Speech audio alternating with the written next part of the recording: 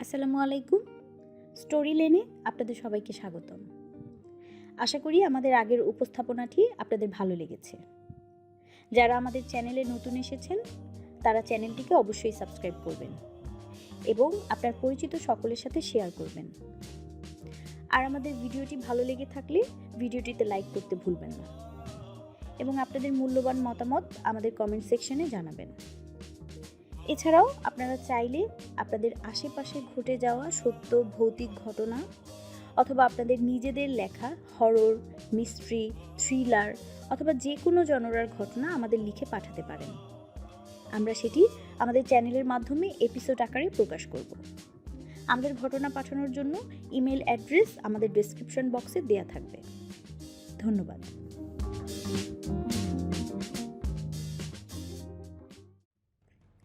আপনাদের জন্য আমাদের আজকের উপস্থাপনা আমেরিকার বিখ্যাত লেখক জে অ্যানসনের পৃথিবী বিখ্যাত উপন্যাস দি অ্যামিটাভিল হরর। এটি একটি সত্য ঘটনার উপর নির্মিত উপন্যাস। আশা করি শেষ পর্যন্ত আমাদের সাথেই থাকবেন। পার্ট 2, 19 থেকে 21 ডিসেম্বর। রাতের বেলা সদর দরজায় কারো নক করার শব্দ পেয়ে হুট করেই ঘুম ভেঙে গেল জর্জের। বিছানাতে উঠে বসল সে। আশেপাশে তাকালো, ঘুটঘুটে অন্ধকার। প্রথমে একটু অবাক হলো, কোথায় এলো? কয়েক মুহূর্ত পরেই মনে পড়ল নিজের নতুন বাড়ির সবচেয়ে বড় শোবার ঘরটায় রয়েছে সে। পাশে কম্বলের তলায় গভীর ঘুমে অচেতন ক্যাথি। আর চোখে একবার ওকে দেখে নিল জর্জ। অন্ধকার অনেকটাই সয়ে এসেছে ওর চোখে। আবার দরজা নক করার শব্দ এলো। যিশুর দিব্যি, এত রাতে কে এলো?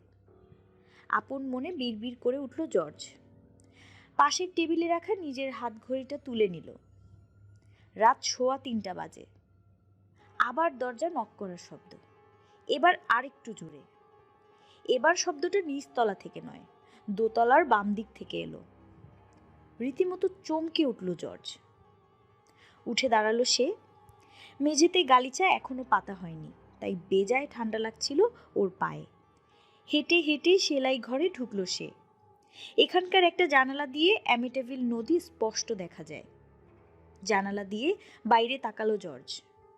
কালিগোলা অন্ধকার যেন গ্রাস করেছে পৃথিবীকে। তখনই আবার সেই শব্দ। আজব ব্যাপার, বলে উঠল জর্জ। হ্যারি কোথায়? এই সময় ও চুপচাপ কেন? সহসা উপরতলার মেঝেতে জোরে কিছু পড়ার শব্দ হলো। চমকে উঠে মাথা নিচু করে ফেলেছিল জর্জ। পরক্ষণেই শুরু হলো একটা হালকা কিচকিচে শব্দ। ওপরের ঘরটায় ড্যানি আর ক্রিস শুয়ে আছে। ওদের মধ্যেই হয়তো কেউ কোনো ভারী খেলনা ঘুমের ঘোরে মেঝেতে ফেলে দিয়েছে। কিন্তু এমন কোনো ভারী খেলনা কি ওদের আছে? জর্জ তো দেখেনি। একে তো খালি পা, তার উপর জর্জের পরনে পায়জামা ছাড়া আর কিছুই নেই। ঠান্ডায় রীতিমতো ঠকঠক করে কাঁপতে লাগলো সে। এই ঠান্ডার মধ্যে এত রাতে কে শব্দ করছে? আবার জানালা দিয়ে বাইরে তাকালো সে। হুট করেই ওর নজর পড়ল নৌকা রাখার ছাউনিতে। ওখানে একটা কিছু নড়াচড়া করছে। জানালার পাল্লা ওপরে ওঠাতেই হিমেল হাওয়ার ধাক্কায় রীতিমতো জমে গেল সে। কে কে ওখানে? একটু সামলে নিয়ে চিৎকার করে উঠল জর্জ। এতক্ষণে ডেকে উঠল হ্যারি। নিচে দাঁড়িয়ে আছে ও। ভালো করে খেয়াল করলো জর্জ, হ্যারির প্রায় সামনাসামনি একটা অদ্ভুত ছায়ামূর্তি। হ্যারি, ধরো ওকে, চেঁচিয়ে উঠল জর্জ। তখনই ছাউনির বাম পাশ থেকে ঠকঠক করে শব্দ হলো। চট করে সেদিকে ঘুরে তাকালো হ্যারি। তারপর গলা ফাটিয়ে ডাকতে শুরু করলো। শুধু কি তাই, উন্মাদের মতো লাফালাফি করতে লাগলো পুরো উঠান জুড়ে, যেন শিকলটা ওকে ঠেকিয়ে রেখেছে। ছাড়া পেলেই কাউকে ছিঁড়ে ফালাফালা করে ফেলবে। তাড়াতাড়ি জানালার পাল্লা নামিয়ে দিয়ে শোবার ঘরের দিকে দৌড় দিল জর্জ। ক্যাথি ততক্ষণে জেগে গেছে। কি হয়েছে জর্জ, এত রাতে গোলমাল কিসের? বলে টেবিল ল্যাম্পটা জ্বালিয়ে দিল সে। ওদিকে পায়জামা খুলে প্যান্ট পরতে ব্যস্ত জর্জ। কি হয়েছে জর্জ? জর্জের থমথমে মুখের দিকে নজর পড়েছে ক্যাথির। তোমাকে এমন দেখাচ্ছে কেন? কিছু হয়নি সোনা, আমি বাড়ির পিছনটা একটু দেখতে যাচ্ছি। নৌকা রাখার ছাউনির ওখানে হ্যারি কিছু একটা দেখেছে, সম্ভবত বিড়াল। ওকে সামলাই গিয়ে, নইলে চেঁচিয়ে পুরো পাড়ার ঘুম মাথায় তুলবে বেটা। শার্ট পরে নিল জর্জ, তারপর চেয়ার থেকে নিজের পুরনো নেভি ব্লু জ্যাকেটটা তুলে নিল। আমি এখনই আসছি, তুমি বসে থেকো না, ঘুমিয়ে পড়ো। আচ্ছা শোনো, জ্যাকেটটা হাতেই রেখে দিও না, পরে নাও, বাইরে অনেক ঠান্ডা। এই বলে ল্যাম্পটা অফ করে শুয়ে পড়ল ক্যাথি। হাফ ছেড়ে বাঁচল জর্জ। বেজায় ভুলো মনের মেয়ে ক্যাথি। সকালে উঠে রাতের এই ঘটনার কথা ওর মনেই থাকবে না। রান্নাঘরের দরজা দিয়ে উঠানে বেরিয়ে এলো জর্জ। হ্যারি তখনও ছায়ামূর্তিটাকে লক্ষ্য করে চেঁচিয়ে চলছে। সুইমিং পুলের বেড়ার পাশে পড়ে থাকা একটা 4 ফুট লম্বা আর 2 ফুট চওড়া কাঠের তক্ত তুলে নিল জর্জ। তারপর দৌড় দিল নৌকা রাখার ছাউনির দিকে। ছায়ামূর্তিটা ছাউনির কাছেই দাঁড়িয়েছিল। জর্জকে দেখেই কেমন যেন কেঁপে উঠল ওটা। আবার জোরে ঠকঠক শব্দ হলো। তক্তাটা শক্ত করে ধরল জর্জ। হে ঈশ্বর! ছাউনির কাছে এসে রীতিমতো চমকে উঠল জর্জ। দরজাটা হাট করে খোলা, বাতাসে রীতিমতো দুলছে ওটা। এই কারণেই কি শব্দটা হচ্ছে? কিন্তু ওটা খুলল কি করে?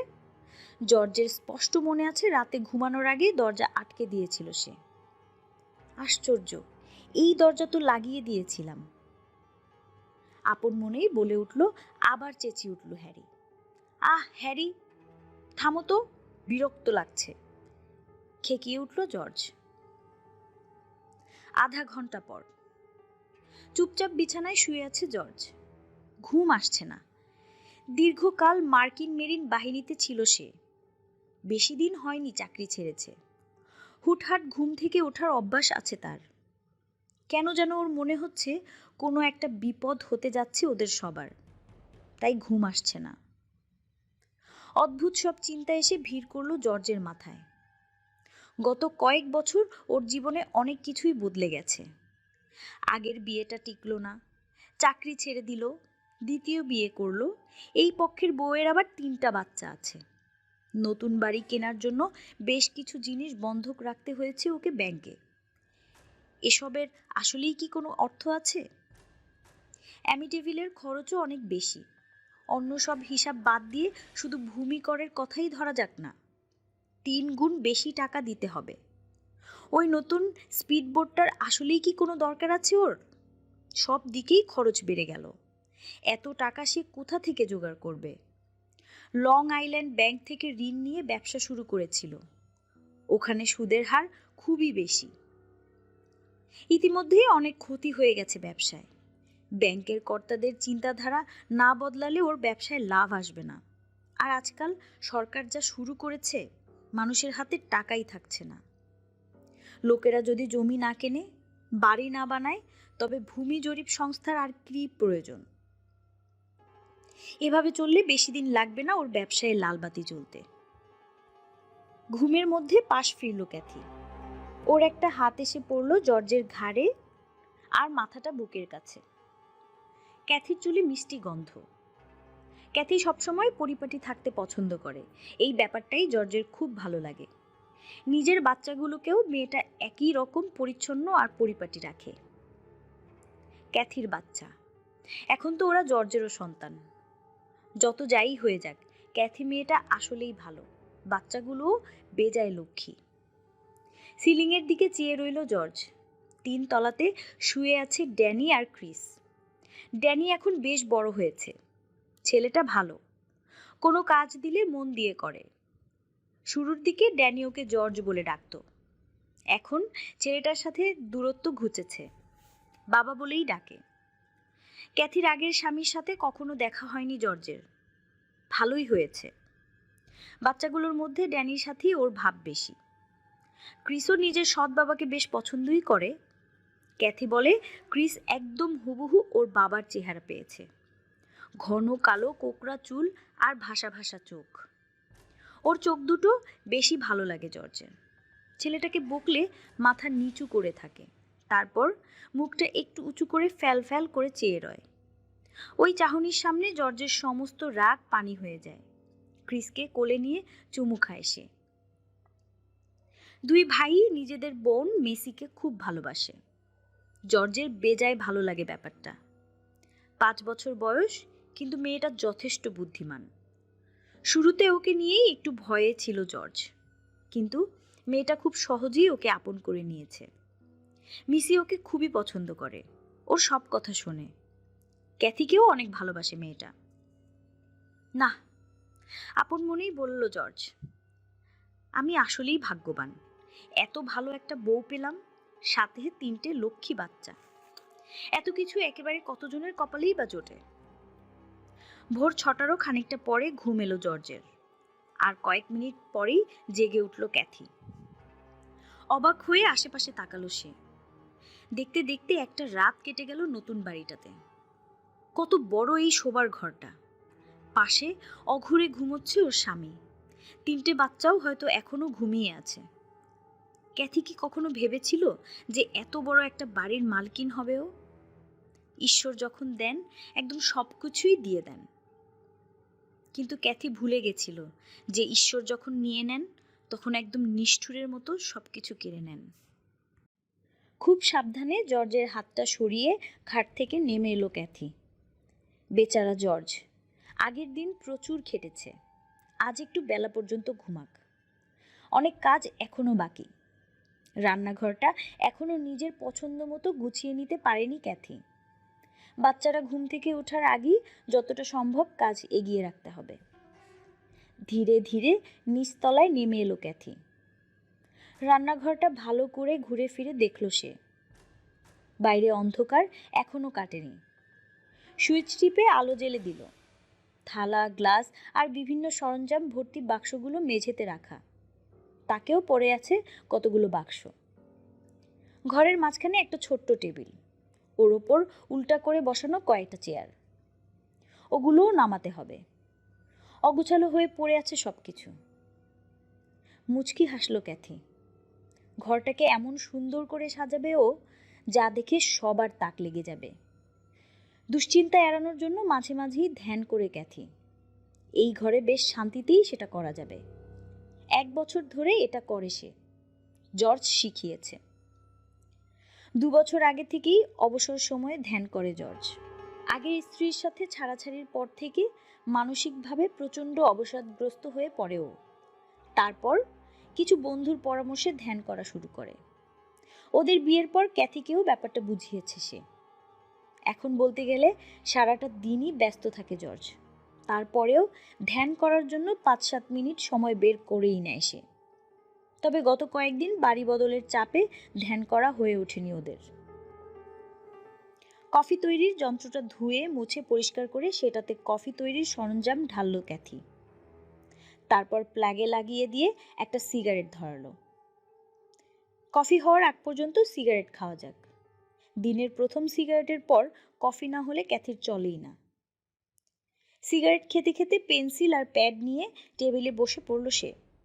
সারাদিন বাড়ির কি কি কাজ করবে তার একটা তালিকা বানালো।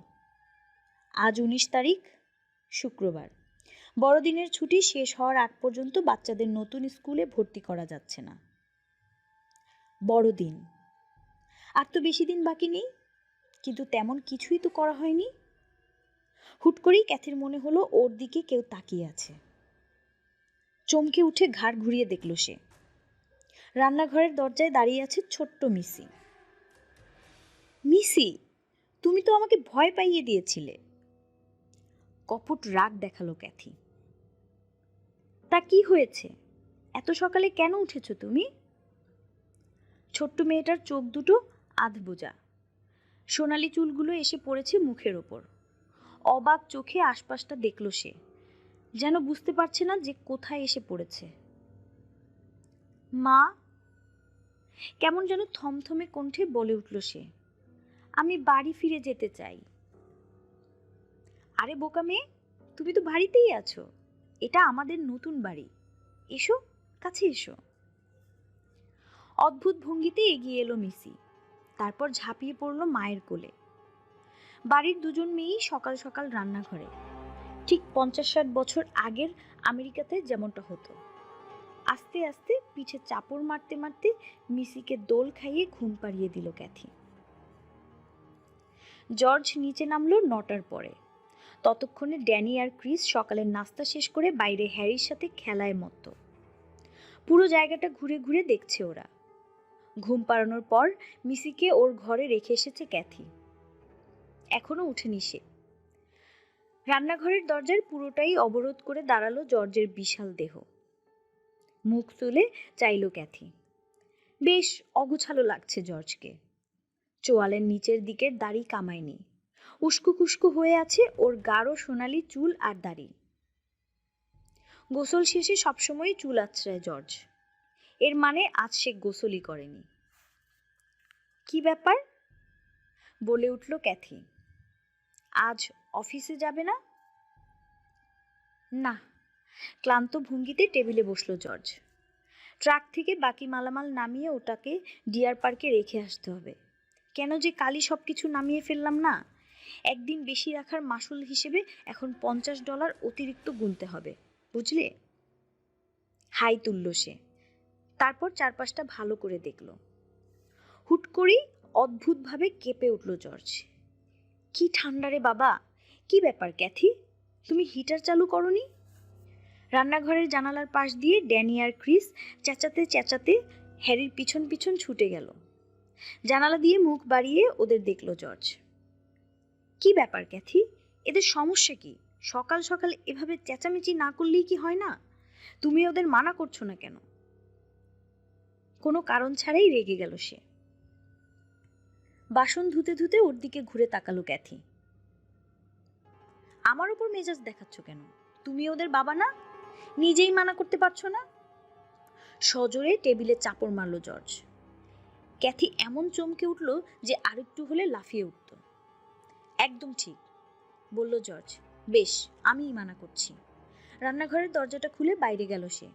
ড্যানি, ক্রিস আর হ্যারি আগের মতো চিৎকার করে যাচ্ছিল। এই, তোমরা তিনজন অনেক হয়েছে, এখন খেলাধুলা বন্ধ। এই বলে বাচ্চাদের কিছু বলার সুযোগ না দিয়ে দড়াম করে দরজা বন্ধ করে দিল জর্জ। তারপর গটগট করে হেঁটে বেরিয়ে গেল রান্নাঘর থেকে। রীতিমতো হতবাক হয়ে গেল ক্যাথি। এই প্রথম বাচ্চাদের উপর মেজাজ দেখালো জর্জ, তাও এমন সামান্য একটা কারণে।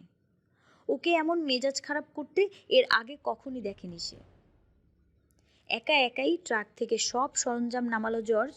তারপর নিজের মোটর সাইকেলটা পিছনে তুলে নিয়ে গাড়িটাকে ফেরত দিতে ডিয়ার পার্কের দিকে নিয়ে চলল সে। মোটর সাইকেলে করে ফিরবে ও।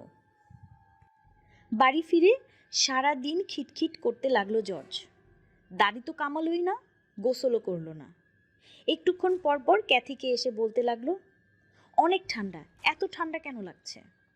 বাচ্চারা ততক্ষণে 3 তলায় উঠে গেছে। সেখানে তাদের খেলার শব্দেও বিরক্ত হতে লাগলো জর্জ। রাত 11টা বেজে গেল। জর্জ তখনও ঠান্ডা ঠান্ডা বলে একটু পরপর গজরাচ্ছে। বাচ্চারা ঘুমাতে চলে গেছিল।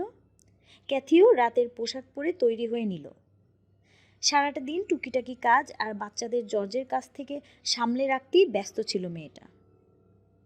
ক্যাথির মনটা বেজায় খারাপ। বাচ্চাদের দেখলেই রাগ করছে জর্জ। ও তো আগে এমন করেনি। ঘুমানোর আগে বাথরুমগুলো পরিষ্কার করার ইচ্ছা ছিল ক্যাথির, কিন্তু আজ সে অনেক ক্লান্ত হয়ে গেছে। তাই ভাবলো সকালে উঠেই কাজটা করবে। ওদিকে নিচতলায় বসার ঘরে ফায়ার প্লেসে একটার পর একটা কাঠের গুঁড়ি গুজে দিচ্ছে জর্জ। প্রচণ্ড আগুনে রীতিমতো গর্জন করছে ফায়ার প্লেসটা, কিন্তু জর্জের মনোপুত হচ্ছে না। থার্মোস্ট্যাটে ঘরের তাপমাত্রা 75 ডিগ্রি ফারেনহাইট। তারপরেও জর্জের শরীর থেকে শীত শীত ভাব যাচ্ছিল না। সারাদিনে অন্তত 12 বার সে বেসমেন্টের অয়েল বার্নারটা ঠিক আছে নাকি পরীক্ষা করছে। অবশেষে 12টার দিকে শোবার ঘরে ঢুকলো সে। বিছানাতে পড়তেই ঘুম। রাত 3:15টার দিকে ঘুম ভেঙে গেল ওর। বিছানায় উঠে বসলো সে। চারপাশটা খেয়াল করতে লাগলো ভালো করে।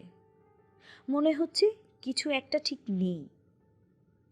আচ্ছা, নৌকা রাখার ছাউনিটার দরজাটা কি সে লাগিয়ে দিয়েছে? ঠিক মনে পড়ছে না। তাড়াতাড়ি নিচে নেমে বাইরে গেল সে। দরজাটা শুধু বন্ধই না, বরং তালা লাগানো। পরের 2 দিন লুৎজ পরিবারের সবার মধ্যেই কেমন যেন একটা পরিবর্তন এলো। বাচ্চারা খুব বেশি জ্বালাতে লাগলো ওদের মাকে। জেদি আর একগুঁয়ে হয়ে উঠল হ্যারি। ক্যাথিও একটুতেই রেগে উঠছিল। ব্যাপারগুলো খেয়াল করলেও পাত্তা দিল না জর্জ। নতুন জায়গায় এমন একটু আধটু হয়, এসব নিয়ে বেশি ভাবলে চলে? আর পাত্তা দেবেই বা কেন? সে নিজেও তো বদলে গেছিল। টানা 2 দিন গোসল করলো না, দাড়িও কামালো না, অথচ আগে কখনোই এমনটা করেনি সে। পরিষ্কার পরিচ্ছন্নতা নিয়ে বেজায় খুঁতখুঁতে জর্জ। সে এমন নোংরামি করছে। শুধু কি তাই, ব্যবসার প্রতি নিবেদিত প্রাণ জর্জ কেমন যেন বেপরোয়া হয়ে উঠল। 2 বছর আগে শার্লিতে একটা নতুন অফিস খুলেছিল সে। দক্ষিণ তীরের ঠিকাদারদের সাথে কাজ করত সেই অফিস। নতুন বাড়িতে আসার পর থেকে ওই অফিসের কোনো খোঁজই সে নিচ্ছিল না। সিওসেটের পুরনো অফিসে ফোন দিয়ে বলল 1 সপ্তাহের মধ্যে বাকি থাকা জমি জরিপের কাজগুলো শেষ করতে, কারণ ওর টাকা দরকার। সেখানকার লোকেরা তো হতবাক। বস কোনোদিন তাদের সাথে এভাবে কথা বলেনি। অফিসটা নতুন বাড়ির বেসমেন্টে নিয়ে আসার ব্যাপারেও আর ভাবছে না সে। ক্যাথির সামনে পড়লেই সে বলে উঠত, ক্যাথি বুঝলে, এই বাড়ির আবহাওয়া এত ঠান্ডা, মাঝে মাঝে মনে হয় যেন একটা বিরাট ফ্রিজের মধ্যে এসে ঢুকেছি। ক্যাথি অবাক হতো, কারণ ওর এত ঠান্ডা লাগতো না। দিনের বেশিরভাগ সময়ই ফায়ার প্লেসের সামনে বসে থাকতে লাগলো জর্জ। এখানে বেশি বেশি কাঠের গুঁড়ি গুজে দিতে লাগলো। গনগনে আগুনের তাপেও ওর মন ভরত না। মাঝে মাঝে সেই নৌকা রাখার ছাউনিটার সামনে গিয়ে চুপচাপ দাঁড়িয়ে থাকতো, শূন্য দৃষ্টিতে চেয়ে থাকতো জায়গাটার দিকে। তারপর বাড়ির ভেতর ফিরে আসতো। অদ্ভুত ব্যাপার হলো, এখনো জর্জ জানে না যে কেন সে ওভাবে জায়গাটার সামনে গিয়ে দাঁড়িয়ে থাকতো, কি দেখতে চাইতো। ওর ভাষ্যমতে, কেন ওখানে যেতাম আমি নিজেও জানি না। অদ্ভুত এক আকর্ষণ যেন আমাকে টেনে নিয়ে যেত ওখানে। অনেক চেষ্টা করেও সেই টান এড়াতে পারতাম না। তৃতীয় রাতেও 3:15টার দিকে ঘুম ভেঙে গেল জর্জের। কেন যেন ওর মনে হচ্ছিল কেউ উঠানে ঘুরে বেড়াচ্ছে। কিন্তু সেই রাতে আর বাইরে বের হলো না জর্জ। ইদানিং বাচ্চাদেরও অসহ্য লাগে তার। এই বাড়িতে আসার পর থেকেই একটু বেশি দুষ্ট হয়ে গেছে ওরা, কথাই শুনতে চায় না।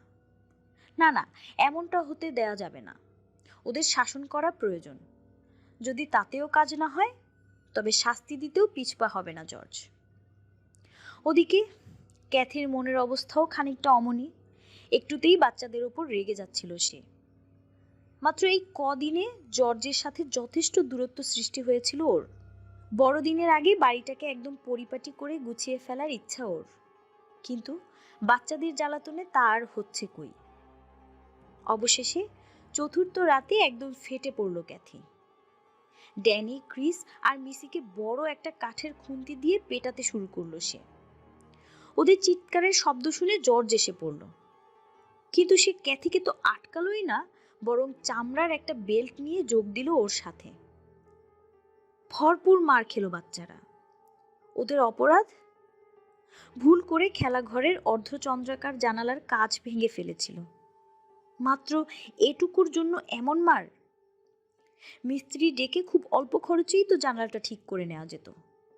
এখনো ঘটনাটার কথা উঠলে জর্জ আর ক্যাথি লজ্জা পায়। 22শে ডিসেম্বর, সোমবার সকাল। অ্যামিটিভিলে রীতিমতো কনকনে শীত পড়েছে। লং আইল্যান্ডের এই অংশটা আটলান্টিক মহাসাগরের একদম ডান পাশে। উত্তর পূর্ব দিক থেকে আসা সমুদ্রের ঝড়ো হাওয়া রীতিমতো সবকিছু জমিয়ে দিচ্ছিল।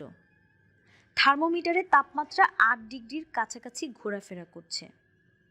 আবহাওয়া অধিদপ্তর জানিয়েছে বড়দিনের আগেই তুষারপাত শুরু হবে।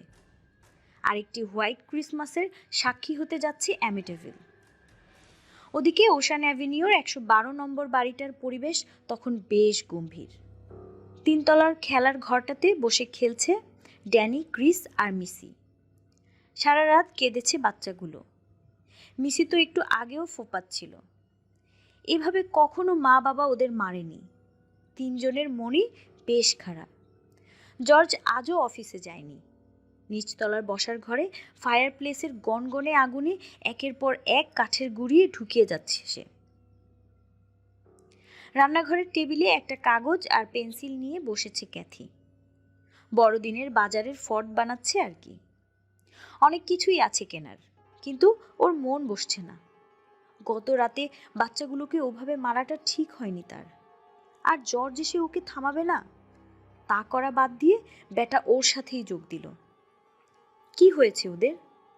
যাই হোক, অনেক জিনিসপত্র কেনা বাকি, বাচ্চাদের জন্য উপহার পর্যন্ত কেনা হয়নি। এগুলো ক্যাথিকেই কিনে আনতে হবে। জর্জকে তো ফায়ার প্লেসের সামনে থেকে নড়ানোই যাচ্ছে না, কিন্তু এত কিছু কিনতে গেলে তো বাড়ির বাকি কাজগুলো মাটি হয়ে যাবে। কেন যেন এই বাড়িতে আসার পর থেকে আর বাইরে বের হতে ইচ্ছা করে না ক্যাথির। বাজারে যেতেও মন চায় না। ওর থেরেসা খালার জন্য উপহার কিনতে হবে। ওনার নামটা লিখতে যাবে ক্যাথি, ঠিক তখনই কে যেন ওকে পিছন থেকে জড়িয়ে ধরল। চমকে উঠল ক্যাথি। পেন্সিলটা পড়ে গেল বেচারির হাত থেকে। যেন ধীরে ধীরে অদৃশ্য কেউ আলিঙ্গন করলো ওকে। তারপর ওর হাত ধরে আলতো করে একটা চাপড় মারল। ক্যাথি আবার চমকে উঠল, কিন্তু ভয় পেল না।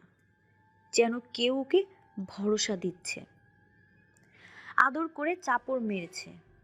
স্পর্শটা কেমন যেন মেয়েলি, ঠিক যেভাবে একজন মা নিজের মেয়েকে আদর করেন। ওর হাত দুটো যেন কোনো মহিলা আলতো করে ধরল। কেমন যেন ঘোরের মধ্যে চলে গেল ক্যাথি। একবার পিছন ফিরে দেখতেও মন চাইল না ওর। মা, তাড়াতাড়ি উপরে এসো, তিনতলার বারান্দা থেকে চেঁচিয়ে উঠল ক্রিস। ঘোরটা কেটে গেল ক্যাথির। পিছে তাকালো, কিন্তু সেখানে কেউ নেই। আশ্চর্য ব্যাপার। মা, এসো, আবার ডেকে উঠল ক্রিস। ওই অদৃশ্য স্পর্শের ব্যাপারে পরে মাথা ঘামানো যাবে, এখন ওপরে যাওয়া প্রয়োজন। তাড়াহুড়ো করে সিঁড়ি বেয়ে তিনতলায় উপরে উঠল ক্যাথি। বাচ্চা তিনটেই বাথরুমে, কমোডের সামনে অবাক হয়ে দাঁড়িয়ে আছে ওরা।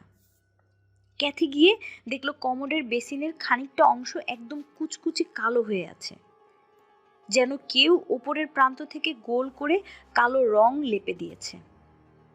হাতল টেনে ফ্লাশ করলো ক্যাথি। চারদিক থেকে বেরিয়ে এলো পানি, ধুয়ে গেল বেসিনটা, কিন্তু ওই কালো রংটা সরল না। খানিকটা টয়লেট পেপার ছিঁড়ে নিয়ে ওই অংশটাতে ঘষল ক্যাথি, কিন্তু কোনো ফল হলো না। আজব ব্যাপার, আপন মনে বলে উঠল সে। কাল আমি নিজের হাতে ক্লোরক্স দিয়ে সব পরিষ্কার করেছি, তখন তো এসব কিছুই ছিল না। আচ্ছা, তোমরা কেউ দুষ্টুমি করে রং করনি তো? বাচ্চাদের দিকে ঘুরল সে। কেন যেন রাগ উঠছে ওর, ইচ্ছা করছে বাচ্চাগুলোকে আবার একটু পেটাতে।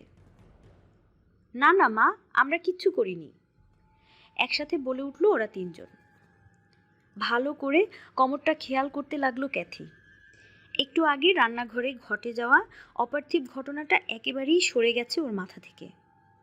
মুখ ধোয়ার বেসিন আর বাথটাবের দিকে তাকালো সে। ও দুটো রীতিমতো চকচক করছে। বেশ মন দিয়ে বাথরুম পরিষ্কার করছিল ক্যাথি, কিন্তু কমোডের বেসিনে এই অবস্থা হলো কি করে?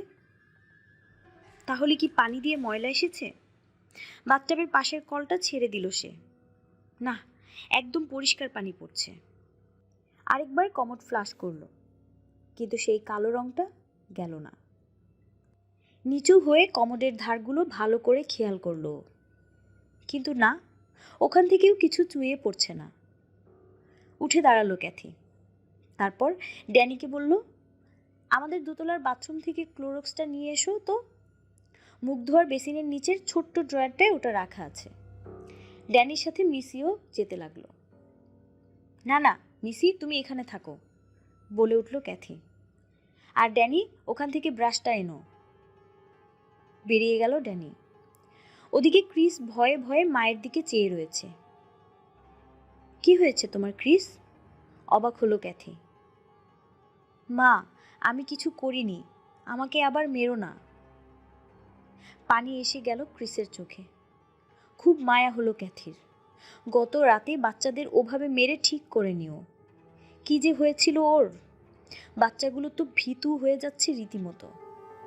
না বাবা, ক্রিসের মাথায় হাত বুলিয়ে দিল ও। আমি জানি তো তোমার কোনো দোষ নেই। মনে হয় পানিতেই কোনো সমস্যা হয়েছে। কে জানে, কোনো তেল টেল বেরিয়ে আসছে নাকি।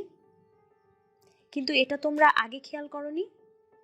একটু আগে বাথরুমে ঢুকে আমিই প্রথম খেয়াল করেছি, পাশ থেকে বলল মিসি। আচ্ছা দেখি, ক্লোরক্স দিয়ে উঠে নাকি দাগটা, নইলে তোমাদের বাবাকে বলতে হবে। মা মা এদিকে এসো, দোতলার বারান্দা থেকে ডেকে উঠল ড্যানি। কি ব্যাপার ড্যানি? বাথরুম থেকে মুখ বের করলো ক্যাথি। ক্লোরক্স পাচ্ছ না? বললাম না বেসিনের নিচে আছে। ওটা পেয়েছি মা, কিন্তু তোমাদের বাথরুমে ওই কালো দাগ, কি বাজে গন্ধ। ক্রিস আর মিসিকে নিয়ে প্রায় দৌড়ে 2 তলায় নামলো ক্যাথি। দোতলার বাথরুমটা শোবার ঘরের এক কোণে। বাথরুমের বাইরে নাক চেপে দাঁড়িয়ে রয়েছে ড্যানি। ঘরে ঢুকতেই মিষ্টি একটা গন্ধ পেল ক্যাথি, কোনো পারফিউমের গন্ধ সম্ভবত। থমকে গেল সে, গন্ধটা চেনার চেষ্টা করল। না, এই গন্ধ একেবারেই অপরিচিত ওর। আজব, মাথা নাড়ল সে। এমন কোনো পারফিউম তো আমার নেই। ধীরে ধীরে বাথরুমের দরজার দিকে এগিয়ে গেল সে। সাথে সাথে ঝাঁঝালো একটা বিশ্রী গন্ধ এসে আঘাত করলো ওর নাকে। কি তীব্র সেই গন্ধ! রীতিমতো বমি এসে গেল ক্যাথির, কাশিও উঠে গেল। রীতিমতো ছিটকে বেরিয়ে এলো সে বাথরুম থেকে। তবে বেরোবার আগে কমোডের বেসিনের দিকে নজর পড়েছিল ওর। ভেতরটা একদম কুচকুচে কালো। নিচতলায় দৌড় দিল ক্যাথি। জর্জকে ডাকতে হবে। ওদিকে বাচ্চারা চুপচাপ দোতলার বারান্দাতেই দাঁড়িয়ে রইল। রাতের ঘটনার পর থেকে জর্জকে রীতিমতো ভয় পাচ্ছে ওরা। জর্জ! সিঁড়ির মুখে এসে ডাক দিল ক্যাথি। আবার কি হলো? খেকিয়ে উঠল জর্জ। দেখছো না আমি ব্যস্ত? ফায়ার প্লেসের সামনে ঝুঁকে বসে আছে জর্জ। দৌড়ে ওর কাছে চলে গেল ক্যাথি। একটু এসো, ব্যাপারটা ভালো ঠেকছে না আমার। আমাদের বাথরুমে একটা সমস্যা হয়েছে। উফ, কি গন্ধ! ইঁদুর মরলেও মনে হয় এত বাজে গন্ধ হয় না। কমোডের বেসিন পুরো কালো। জর্জের ওঠার ইচ্ছে ছিল না, কিন্তু হাত ধরে ওকে হিড়হিড় করে ওপরে টেনে নিয়ে চলল ক্যাথি। দোতলায় এসে জর্জ দেখল ওখানকার আরেকটা বাথরুমের কমোডের বেসিনও অমনই কালো হয়ে আছে, কিন্তু সেখানে কোনো গন্ধ নেই। শোবার ঘরের মিষ্টি গন্ধটা কিন্তু তখনও ছিল। কি ব্যাপার, এটা কিসের গন্ধ? বিরক্ত হলো জর্জ। দোতলার সবগুলো জানালা একে একে খুলে দিতে লাগলো সে। এ কি করছো জর্জ? অবাক হলো ক্যাথি। বেরিয়ে যাক গন্ধ, ভালো গন্ধ, বাজে গন্ধ, সব গন্ধ বের করতেই জানালা খুলে দিতে হয়। এভাবে জানালা বন্ধ রাখলে গন্ধ যাবে? শোবার ঘরে সবগুলো জানালা খুলে পাশের ঘরটায় চলে গেল সে। জানালা খুলে দেওয়ার ভূতে পেয়েছে ওকে। জর্জ, এদিকে এসো, সেলাই ঘর থেকে চেঁচিয়ে উঠল ক্যাথি। ক্যাথির সেলাই ঘরে 2টো জানালা। একটা দিয়ে পিছনের অ্যামিটেভিল নদী আর নৌকা রাখার ছাউনিটা দেখা যায়। প্রথম দিন রাত 3:15টায় ঘুম থেকে উঠে এটাই খুলেছিল জর্জ। আরেকটা ওদের ডান দিকের একটা বাড়ির একেবারে মুখোমুখি। ওই বাড়ির লোকেরা আবার এদিককার জানালাগুলো সবসময় বন্ধ রাখে। ওই জানালাটার ওপর প্রায় কয়েকশো মাছি রীতিমতো ভন ভন করছে। যিশুর কসম, চমকে উঠল জর্জ। মাছির অত্যাচার এই সময়ে? ওই পচা গন্ধটার কারণে আসেনি তো? আস্তে করে বলল ক্যাথি। তা হতে পারে, কিন্তু এতদিন তো মাছিরা বাঁচে না। এই তীব্র শীতে তো আরও না। আর তাছাড়া শুধু এই একটা জানালাতেই ওরা ভিড় কেন করলো? ঘরের চারপাশটা ভালো করে খেয়াল করলো জর্জ। কোন রাস্তা দিয়ে এলো মাছিগুলো? ঘরের কোণে একটা দেওয়াল আলমারি আছে, ওটার পাল্লা খুলে দেখল সে। না, কোনো ফাটল বা ফাঁকফোকর নেই। না, ওদের ঢোকার কোনো রাস্তাই নেই এখানে, গম্ভীরভাবে বলল জর্জ। তারপরেও ধরে নিলাম এখান দিয়ে ওরা ঢুকেছে। এই আলমারিটা যদি বাথরুমের দেওয়ালের সাথে হতো তাহলে মোটামুটি উষ্ণতার মাছিগুলো বেঁচে থাকার সম্ভাবনা ছিল, কিন্তু এটার ওপাশে তো খোলা জায়গা। আলমারির ভেতরের দেওয়ালে হাত দিল সে। অনেক ঠান্ডা, এই তাপমাত্রায় মাছি বেঁচে থাকার কথা না। আচ্ছা যাই হোক, ক্যাথি তুমি বাচ্চাদের নিয়ে বাইরে যাও। ওরা সবাই বাইরে চলে যাওয়ার পর সেলাই ঘরের দরজাটা বন্ধ করে নদীর দিকের জানালাটা খুলে দিল জর্জ। তারপর একটা পুরনো খবরের কাগজ রোল করে মাছিগুলোকে তাড়াতে লাগলো সে। কিন্তু মাছি খোলা জানালা দিয়ে পালিয়ে গেল, কিছু আবার থেকেই গেল। সেগুলো মারা পড়ল জর্জের হাতে। তারপর জানালার পাল্লা নামিয়ে দিল সে। ততক্ষণে খোলা জানালাগুলো দিয়ে হু হু করে বাতাস ঢুকে পুরো দোতলাটা হিম শীতল হয়ে গেছে। তবে পারফিউমের সেই মিষ্টি গন্ধটা আর নেই। বাথরুমের বিশ্রী গন্ধও খানিক কমেছে। সব জানালা বন্ধ করে আবার বাড়ি গরম করার কাজে লেগে গেল জর্জ। ফায়ার প্লেসে আরও কিছু গাছের গুঁড়ি গুজে দিল। ঠান্ডা যাচ্ছে না ক্যাথি, একটু বেসমেন্টে ঘুরে আসি, এই বলে চলে গেল জর্জ। কিছু বলল না ক্যাথি। মানা করে কাজ হবে না, সেটা সে ভালো করেই জানে। অয়েল বার্নারটা পরীক্ষা করে এলো জর্জ। ওটা একদম ঠিক আছে। সন্ধ্যার দিকে নিচতলার বসার ঘরের থার্মোস্ট্যাটের দিকে নজর পড়তে চোখ কপালে উঠল ক্যাথির। 80 ডিগ্রি তাপমাত্রা দেখাচ্ছে ওখানে।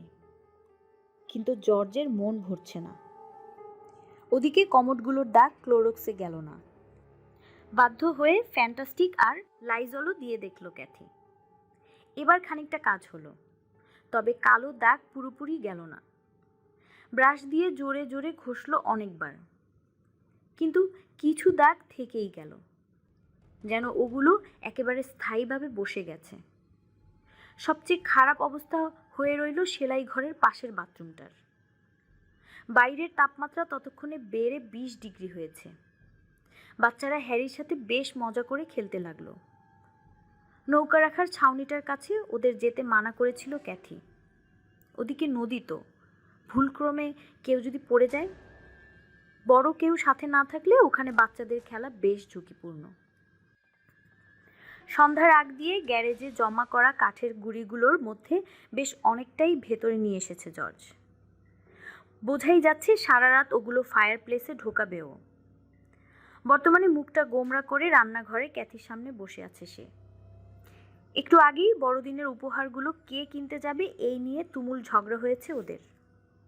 5-7 মিনিট চুপ থাকার পর জর্জ বলে উঠল, অন্তত তোমার মায়ের জন্য পারফিউমটা তো কিনতে যেতে পারো, তাই না? আর কিছু না পারলেও এটা তো পারা উচিত তোমার, তাই না? মুখ ঝামটা মেরে বলল ক্যাথি। আমার অত সময় নেই, দেখছো না পুরো বাড়িটাকে গোছাচ্ছি। তোমাকে তো এ কদিন কোনায় বসে থেকে কাঠ পোড়ানো আর উদ্ভট কারণে গজগজ করা ছাড়া আর কিছু করতে দেখলাম না। তুমিই যাও। আবার শুরু হলো তর্ক, কিন্তু বড়দিনের আগে কি আর এসব ঝগড়া মানায়? তাই একটা সময় দুজনেই চুপ মেরে গেল। হুট করেই ক্যাথির মনে হলো সকালবেলা সেই অদৃশ্য আলিঙ্গনের ব্যাপারে জর্জকে খুলে বলা উচিত। তখনই দরজার ঘন্টা বেজে উঠল। দরজা খুলে দিল জর্জ। যে লোকটা দাঁড়িয়েছিল তার বয়স 35-40-এর আশেপাশে। মাথার চুল উঠে গিয়ে বিরাট বড় টাক পড়ে গেছে, রুক্ষ চেহারা, নাকটা অতিরিক্ত ঠান্ডার কারণে লাল হয়ে আছে। হাতে 6 বোতল বিয়ারের একটা পেটি। দেখা করতে এলাম, বুঝলেন? কোনো মতে মুখে হাসি ফোটালো ব্যাটা। পাড়ার সকলেই আপনাদের সাথে দেখা করতে চায়, কিন্তু ঠিকঠাক সময় বের করতে পারছে না। একদিন সময় করে আমরা আসব, আপনারা বিরক্ত হবেন না তো? লোকটার পরনে হাঁটু পর্যন্ত ঝুলে পড়া পশমের কোট, সস্তা কাপড়ের প্যান্ট। সাধারণত এই অঞ্চলের গাড়োয়ানরা এসব পরে। পায়ে ভারী বুট, নির্মাণ শ্রমিকেরা যেমনটা পরে। অবাক হয়ে গেল জর্জ। এই লোক এই অঞ্চলের কোনো বাড়ির মালিক তো হতে পারে না। এখানে সব টাকাওয়ালা লোকেরাই থাকে। অবশেষে তাহলে প্রতিবেশীরা ওদের সাথে দেখা করতে চায়। ওদের বাড়ির দিকের জানালাগুলো কেন বন্ধ করে রাখে সবাই? ওরা যখন বাড়িতে মালামাল আনছিল তখনও কেউ সাহায্য করতে আসেনি। প্রতিবেশীদের এই উদ্ভট আচরণ নিয়ে ডিয়ার পার্কের বাড়িটায় বেশ কয়েকবার আলোচনা করেছিল জর্জ আর ক্যাথি, কিন্তু এখানে আসার পর আর মাথা ঘামায়নি ওরা। আরে কি যে বলেন, আমরা কেন বিরক্ত হব? আসুন আসুন। মেকি হাসি ফুটে উঠল জর্জের মুখে। তবে বুঝলেন, আমাদের বাড়িতে কিন্তু বেশি চেয়ার নেই। আপনারা সবাই যখন আসবেন, অনেককেই কার্ডবোর্ডের উপর বসতে হতে পারে। অসুবিধা নেই তো? হা হা হা। লোকটা হেসে উঠল। ওকে রান্নাঘরে নিয়ে গিয়ে ক্যাথির সাথে পরিচয় করিয়ে দিল জর্জ। লোকটা তেমন মিশুক না, কথাবার্তাও গুছিয়ে বলতে পারে না। জর্জ আর ক্যাথি মামুলি কিছু কথা তুলল, সেগুলোর সাথেও তাল মেলাতে পারল না বেটা।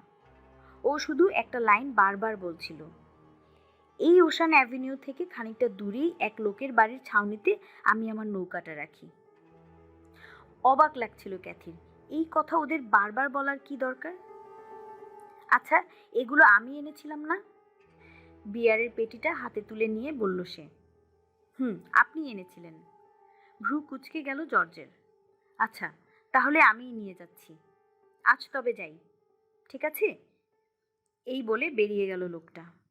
ও চলে যাওয়ার পর জর্জ আর ক্যাথির খেয়াল হলো যে লোকটার নামই জানা হয়নি ওদের। যাই হোক, ওই লোকটার সাথে আর কখনো দেখা হয়নি ওদের। সেদিন রাতে ঘুমাতে যাওয়ার আগে জর্জ নিজের হাতে বাড়ির ভেতর এবং বাইরের যাবতীয় দরজা, জানালা, তালা এবং ছিটকিনিগুলো লাগিয়ে দিল। প্রতিদিনের মতো সেদিনও রাত 3:15টার দিকে ঘুম ভেঙে গেল ওর। কেন যেন খুব ইচ্ছা করছিল নিচে গিয়ে সব কিছু একবার দেখে আসতে। কোনো তালা বা ছিটকিনি বাদ পড়ে গেল না তো? অনেক চেষ্টা করেও ইচ্ছাটাকে দমিয়ে রাখতে পারল না সে। নিচে নামলো। তার জন্য অপেক্ষা করছিল এক উদ্ভট দৃশ্য। জর্জ অবাক হয়ে দেখল যে 250 পাউন্ড ওজনের কাঠের সদর দরজাটা হাট হয়ে খুলে একটা কবজার সাথে ঝুলছে। 23শে ডিসেম্বর। ভাঙা দরজাটা টানা হ্যাচড়ার শব্দে ঘুম ভেঙে গেল ক্যাথির। ঘরের ভেতর রীতিমতো কনকনে ঠান্ডা। কোনো জানালা খোলা রয়ে গেছে নাকি, আপন মনে বলে উঠল ক্যাথি। নিচতলা থেকে তখনও শব্দ আসছে। কোনো মতে ড্রেসিং গাউনটা গায়ে জড়িয়ে দ্রুত পায়ে নিচে নেমে এসে ও দেখে জর্জ বিশাল দরজাটাকে আবার ফ্রেমে ঢোকানোর আপ্রাণ চেষ্টা করে যাচ্ছে। কি হলো গো, বলে উঠল সে। জানি না, নিচে নেমে দেখি এটা খোলা, একটা কবজার সাথে ঝুলছে। দরজাটাকে কোনো মতে ফ্রেমে আটকে দিয়ে ঘুরে তাকালো সে। তারপর তালা লাগানোর পিতলের প্লেটটা দেখালো ক্যাথিকে। এই দেখো, এটা ধরে কেউ প্রচণ্ড জোরে ঝাঁকিয়েছে। দরজার হাতলটাও একেবারে মোচড় দিয়ে বাঁকিয়ে ফেলেছে। হাতলের সাথে প্লেটটাও বাঁকিয়ে উপরে ফেলেছে, বুঝলে? হাত দিয়ে এই কাজ করা সম্ভব না। কেউ বিশেষ কোনো যন্ত্র দিয়েই করেছে। আর কাজটা করা হয়েছে বাড়ির ভেতর থেকে। তার মানে কেউ বাইরে থেকে ভেতরে ঢোকার চেষ্টা করেনি, বরং ভেতর থেকে বাইরে যেতে চেয়েছে। হে ঈশ্বর, আঁতকে উঠল ক্যাথি। এই বাড়িতে যে আসলে কি হচ্ছে তা আমার মাথায় ঢুকছে না, আপন মনেই বলে উঠল জর্জ। ঘুমাতে যাওয়ার আগে আমি ভালো করে বাড়ির সব দরজা জানালা বন্ধ করেছি। আর কেউ যদি ভিতর থেকে বাইরে বেরোতে চায়, তাহলে এই দরজার হাতল ঘোরালেই খুলে যাবে। এভাবে দরজা ভেঙে বের হওয়ার কি দরকার? বাইরের অবস্থাও কি একই? জর্জের কাঁধে হাত রাখলো ক্যাথি। না, মাথা নাড়ালো জর্জ। বাইরের হাতল আর প্লেট ঠিক আছে। আমার মাথায় ঘুরছে অন্য ব্যাপার। একটা জিনিস ভেবেছ? এত ভারী আর শক্ত দরজা এভাবে ভেঙে বেরোতে কি পরিমাণ অমানসিক শক্তির দরকার? বাবারে বাবা, ভেঙে রীতিমতো কবজার সাথে ঝুলিয়ে দিয়েছে। হয়তো বাতাসের কারণে এমন হয়েছে। কুটো ধরে বাঁচতে চাইল ক্যাথি। এলাকাটা সাগরের কাছে, কি জোরে বাতাস হচ্ছে দেখছো? আরে ধুর, খেকিয়ে উঠল জর্জ। ঘূর্ণিঝড় হলেও একটা কথা ছিল, এইটুকু বাতাসে ছোট চারা গাছের ক্ষতিও হবে না, সেখানে এত মজবুত দরজা। এটা নিশ্চিতভাবেই মানুষ বা অন্য কিছুর কাজ। কিছুক্ষণ চুপচাপ একে অপরের দিকে চেয়ে রইল ওরা। আরে বাচ্চারা, এই বলে দোতলার দিকে ছুটল ক্যাথি। মিসির শোবার ঘরে যেতে হবে। ছোট্ট একটা ইয়োগি বিয়ার টেবিল ল্যাম্প রাখা ছিল মিসির পায়ের কাছে। সারা রাত জলে ওটা। সেটার ক্ষীণ আলোয় ক্যাথি দেখল যে মিসি বিছানায় উপর হয়ে শুয়ে আছে। মিসি, একটু ঝুঁকে ফিসফিসিয়ে ডাকলো ক্যাথি। কেমন যেন ফুপিয়ে উঠল মিসি। তারপর উঠে চিত হয়ে ঘুমালো। স্বস্তির নিঃশ্বাস ফেলল ক্যাথি। তারপর চাদরটা তুলে মিসির গলা পর্যন্ত ঢেকে দিল সে। সদর দরজা দিয়ে হাওয়া ঢুকে পুরো বাড়িটাকে একেবারে হিমশীতল করে তুলেছে। মিসির কপালে আলতো করে চুমু খেয়ে বাইরে বেরিয়ে এলো সে। 3 তলায় ছেলেদের শোবার ঘরও দেখতে হবে। ড্যানি আর ক্রিসও অঘরে ঘুমাচ্ছিল, কিন্তু দুজনেই উপর হয়ে। এই প্রসঙ্গে ক্যাথি পরে আমাদের বলেছিল, ব্যাপারটা অদ্ভুত বুঝলেন, এর আগে কখনোই আমার বাচ্চাদের ওভাবে উপর হয়ে ঘুমাতে দেখিনি, তাও আবার 3 জন একই সাথে। ভেবেছিলাম সকালবেলায় জর্জকে ব্যাপারটা বলবো, কিন্তু কেন যেন আর বলা হয়নি। পরের দিন সকালেও বেশ খানিকটা সময় কনকনে ঠান্ডা ঘিরে রইল অ্যামিটেভিলকে। একটু বেলা হতেই জর্জ ফায়ার প্লেসে আগুন জ্বালিয়ে দিল, এক গাদা কাঠ এনে ঢুকিয়ে দিল সেখানে। আকাশটা বেজায় মেঘলা। রেডিওর আবহাওয়া বার্তাতে বারবার বলা হচ্ছিল যে এবার বড়দিনে বরফ পড়বেই। ধীরে ধীরে ফায়ার প্লেসের তাপে গরম হয়ে উঠল বাড়িটা। থার্মোস্ট্যাটে তাপমাত্রা দেখালো 80 ডিগ্রি, কিন্তু জর্জের তখনও ঠান্ডা লাগছে। বসার ঘরের ফায়ার প্লেসে একের পর এক কাঠ গুজে দিতে লাগলো সে। অনেক তো হলো জর্জ, আর কত কাঠ দেবে, বলে উঠল ক্যাথি। আরে কি বলো? রেগে গেল জর্জ। কি অসহ্য ঠান্ডা!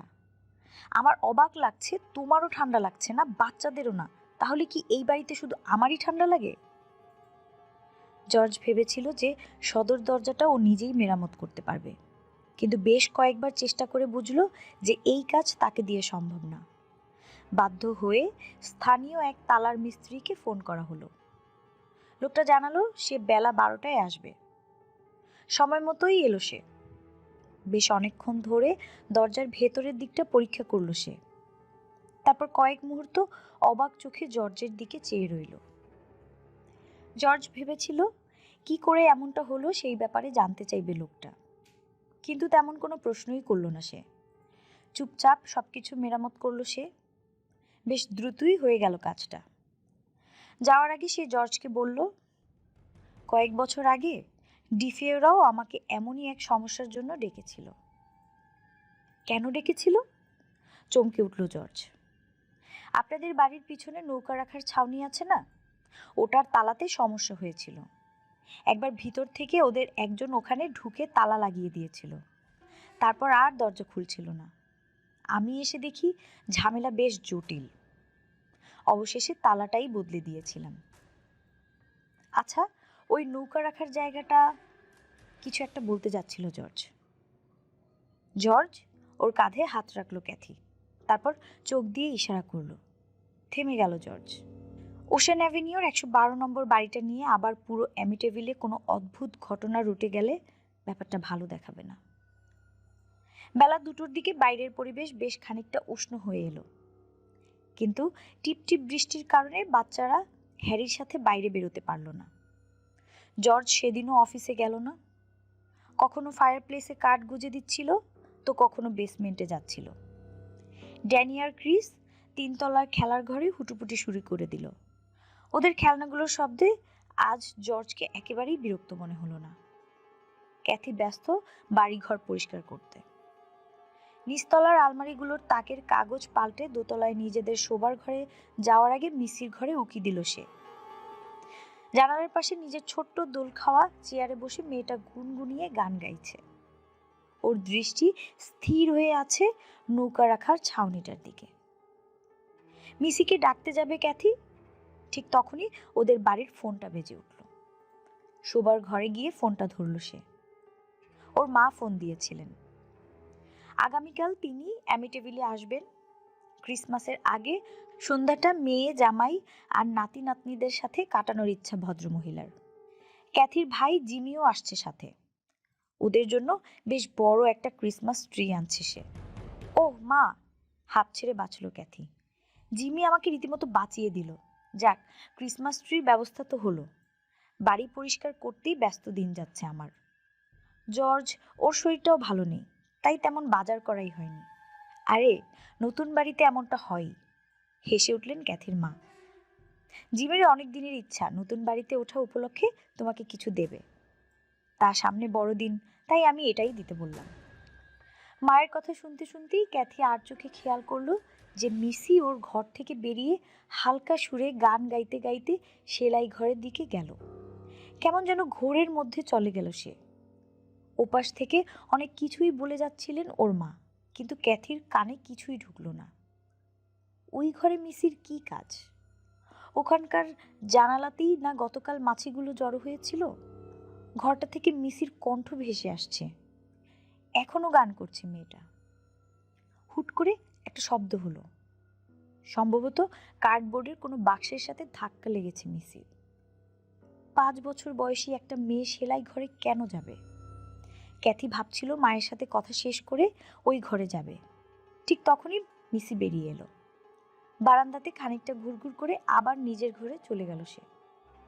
আর গান করছে না সে। মেয়ের এহেন ব্যবহারে রীতিমতো অবাক হলো ক্যাথি। শোনো মা, একটু কাজ পড়ে গেছে বুঝলে, আস্তে করে বলল ক্যাথি। জিমিকে অনেক ধন্যবাদ ক্রিসমাস ট্রির জন্য। এই বলে ফোনটা রেখে দিল সে। ধীরে ধীরে মিসির ঘরের দরজার সামনে গিয়ে দাঁড়ালো সে। মিসি দোল খাওয়া চেয়ারটায় বসে আবার গুনগুন করে গান শুরু করেছে। নজর এখনো সেই ছাউনির দিকে। গানের সুরটা কেমন অপরিচিত ঠেকলো ক্যাথির। সে কখনো এই গান শোনেনি। মিসি কোথায় শুনল? প্রশ্নটা মিসিকেই করতে যাচ্ছিল সে। ঠিক তখনই ঘাড় না ঘুরিয়ে মিসি জিজ্ঞাসা করলো, মা, দেবদূতেরা কি কথা বলে? অবাক হয়ে কিছুক্ষণ মিসির দিকে চেয়ে রইল ক্যাথি। ঘাড় না ঘুরিয়েই কি করে মিসি বুঝলো যে ক্যাথি দরজায় দাঁড়িয়ে? ক্যাথি ঘরে ঢুকতে যাবে তার আগেই উপরতলা থেকে প্রচণ্ড জোরে একটা শব্দ এলো। ওখানে তো ড্যানি আর ক্রিস আছে। ভয় পেয়ে সাথে সাথে ওপরে ছুটল ক্যাথি। ছেলেদের খেলাঘরের সামনে গিয়ে রীতিমতো হতবাক হয়ে গেল সে। ড্যানি আর ক্রিস মাটিতে গড়াগড়ি খাচ্ছে রীতিমতো। ক্রমাগত লাথি, ঘুষি আর কিল মেরে চলেছে একে অপরকে। আরে আরে, কি হচ্ছে এখানে? চিৎকার করে উঠল ক্যাথি। ড্যানি, ক্রিস, এখনই থামো। আমার কথা শুনতে পাচ্ছ না তোমরা? বাধ্য হয়ে নিজেই এগিয়ে এসে ওদের ছাড়ানোর চেষ্টা করলো, কিন্তু কাজ হলো না। দুই ভাই রীতিমতো ফুঁসছে, রাগে জ্বলছে ওদের চোখ। এর আগে কখনোই ওদের এভাবে মারামারি করতে দেখেনি ক্যাথি, এই প্রথম। বাধ্য হয়ে দুজনের গালে দুটো কষে চড় দিল ক্যাথি। তবে গিয়ে থামলো বাচ্চা দুটো। কি সমস্যা? গর্জে উঠল ক্যাথি। কি হয়েছিল? ড্যানি আমাকে আগে মেরেছে, ফোপাতে ফোপাতে বলল ক্রিস। ওরে মিথ্যু, খেকিয়ে উঠল ড্যানি। ও আমাকে আগে মেরেছে। আহ, বন্ধ করো এসব, গলা চড়িয়ে বলল ক্যাথি। কি নিয়ে মারামারি করছিলে তোমরা? কেউ কোনো উত্তর দিল না। মায়ের কাছ থেকে খানিকটা সরে দাঁড়ালো দুই ভাই। ক্যাথি বুঝতে পারল ব্যাপারটা ওকে খুলে বলতে চাইছে না ওরা। হুট করেই মাথাটা গরম হয়ে গেল তার। কি শুরু করেছো তোমরা সবাই? প্রথমে মিসি বলল ওর সাথে কোনো দেবদূত নাকি কথা বলছে, আর এখন এই দুই পাজি কোনো কারণ ছাড়াই মারামারি করছে। আর নিতে পারছি না আমি। দাঁড়াও, তোমাদের বাবাকে সব খুলে বলছি, সেই তোমাদের ভালো করে সব বুঝিয়ে দেবে। আর টু শব্দটাও আমি শুনতে যেন না পাই, ঠিক আছে? আমার কথা বুঝেছ? আর কোনো চেঁচামেচি নয়। রাগে কাঁপতে কাঁপতে দোতলায় নেমে এলো ক্যাথি। না, বেশি মাথা গরম করা যাবে না। নিজেই নিজেকে বোঝালো সে, বাচ্চারা একটু আধটু অমন করবেই। মিসির ঘরের সামনে দিয়ে যাওয়ার সময় সে খেয়াল করলো মেয়েটা তখনও সেই অদ্ভুত সুরটা গুনগুন করছে। একবার ভাবলো ভেতরে ঢুকবে, তারপর আর ঢুকলো না। এখন এসব নিয়ে মাথা ঘামানো যাবে না। জর্জকে খুলে বলতে হবে সব কিছু, তারপর ওর সাথে আলোচনা করে সিদ্ধান্ত নেবে। নিজেদের শোবার ঘরে ঢুকে কাগজের একটা রোল হাতে নিল ক্যাথি। তারপর দেওয়াল আলমারিটার একটা পাল্লা খুলল। সাথে সাথে ভপ করে একটা টকটকে গন্ধ এসে লাগলো ওর নাকে। বাতি জ্বালাবার তারটা টানল সে। আলোকিত হয়ে উঠল পুরো আলমারি। কোথাও কোনো পচা জিনিস নেই, পুরো আলমারিটা ফাঁকা। শুধু একটা জিনিস ঝোলানো রয়েছে দেওয়ালে। বাড়িতে ওঠার দিন নিজের হাতেই ও ক্রুশবিদ্ধ যিশুর মূর্তিটা ঝুলিয়ে দিয়েছিল আলমারির দেয়ালে। ডিয়ার পার্কের বাড়িতেও শোবার ঘরের দেওয়াল আলমারিতে ওটা ছিল। ওদের বিয়েতে এক বন্ধু ওটা উপহার দিয়েছিল। রূপার তৈরি মূর্তিটা প্রায় 12 ইঞ্চি লম্বা। ক্যাথি বিশ্বাস করে যে শোবার ঘরে ওটা থাকলে স্বয়ং যিশুর নেক নজর সর্বদা ওদের উপরে থাকবে। আরে মূর্তিটাতে অস্বাভাবিক একটা ব্যাপার আছে না? ভালো করে খেয়াল করতেই আতঙ্কে ওর চোখ দুটো প্রায় ঠেলে বেরিয়ে আসার অবস্থা হলো। উল্টো হয়ে ঝুলছে মূর্তিটা, উল্টা ক্রুশ। এ তো কোনো শুভ লক্ষণ হতে পারে না। টকটক গন্ধটায় রীতিমতো দম বন্ধ হয়ে এলো ক্যাথির, কিন্তু মূর্তিটার উপর নজর যেন আটকে গেছে ওর। 24শে ডিসেম্বর। ফাদার ম্যানকুসো 112 নম্বর ওশান অ্যাভিনিউ থেকে আসার প্রায় 1 সপ্তাহ পেরিয়ে গেছে, কিন্তু সেই দিনের অদ্ভুত ঘটনাগুলো ভুলতেই পারছেন না তিনি। বিশেষ করে রাতের ব্যাপারগুলো তো চোখ বন্ধ করলেই ভেসে ওঠে। যদিও এই নিয়ে কারোর সাথেই আলোচনা করেননি। জর্জ বা ক্যাথি তো দূরের কথা, গির্জায় যে জ্যেষ্ঠ যাজক সবার স্বীকারোক্তি শোনেন তাকেও কিছু বলেননি তিনি। 23শে ডিসেম্বর রাতে হুট করেই ফ্লুতে আক্রান্ত হয়ে বিছানাগত হয়ে পড়লেন ফাদার। বেচারা কখনো জ্বরে কাঁপছেন তো কখনো ঘামছেন। অবশেষে কোনো মতে উঠে থার্মোমিটারটা দিয়ে দেহের তাপমাত্রা মাপলেন তিনি। 103 ডিগ্রি জ্বর। জ্বর কমানোর জন্য কয়েকটা অ্যাসপিরিন খেয়ে নিলেন তিনি। বড়দিনের সময় যাজকদের প্রচুর কাজ থাকে, কোনোভাবেই বিছানায় পড়ে থাকলে চলবে না তার। তাই সকালের মধ্যেই জ্বরটা কমাতে হবে। ঘুমানোর চেষ্টা করলেন তিনি, কিন্তু ঘুম হলো কেমন যেন ভাঙা ভাঙা। 24শে ডিসেম্বর ভোর 4টার দিকে ঘুম ভেঙে গেল তার। জ্বর মেপে দেখলেন 104 ডিগ্রি, মানে আরও 1 ডিগ্রি বেড়ে গেছে। প্রধান যাজককে ফোন করলেন তিনি। কিছুক্ষণের মধ্যেই ভদ্রলোক এসে গেলেন তার ঘরে। সব শুনে তিনি একজন ডাক্তারকে ফোন করলেন।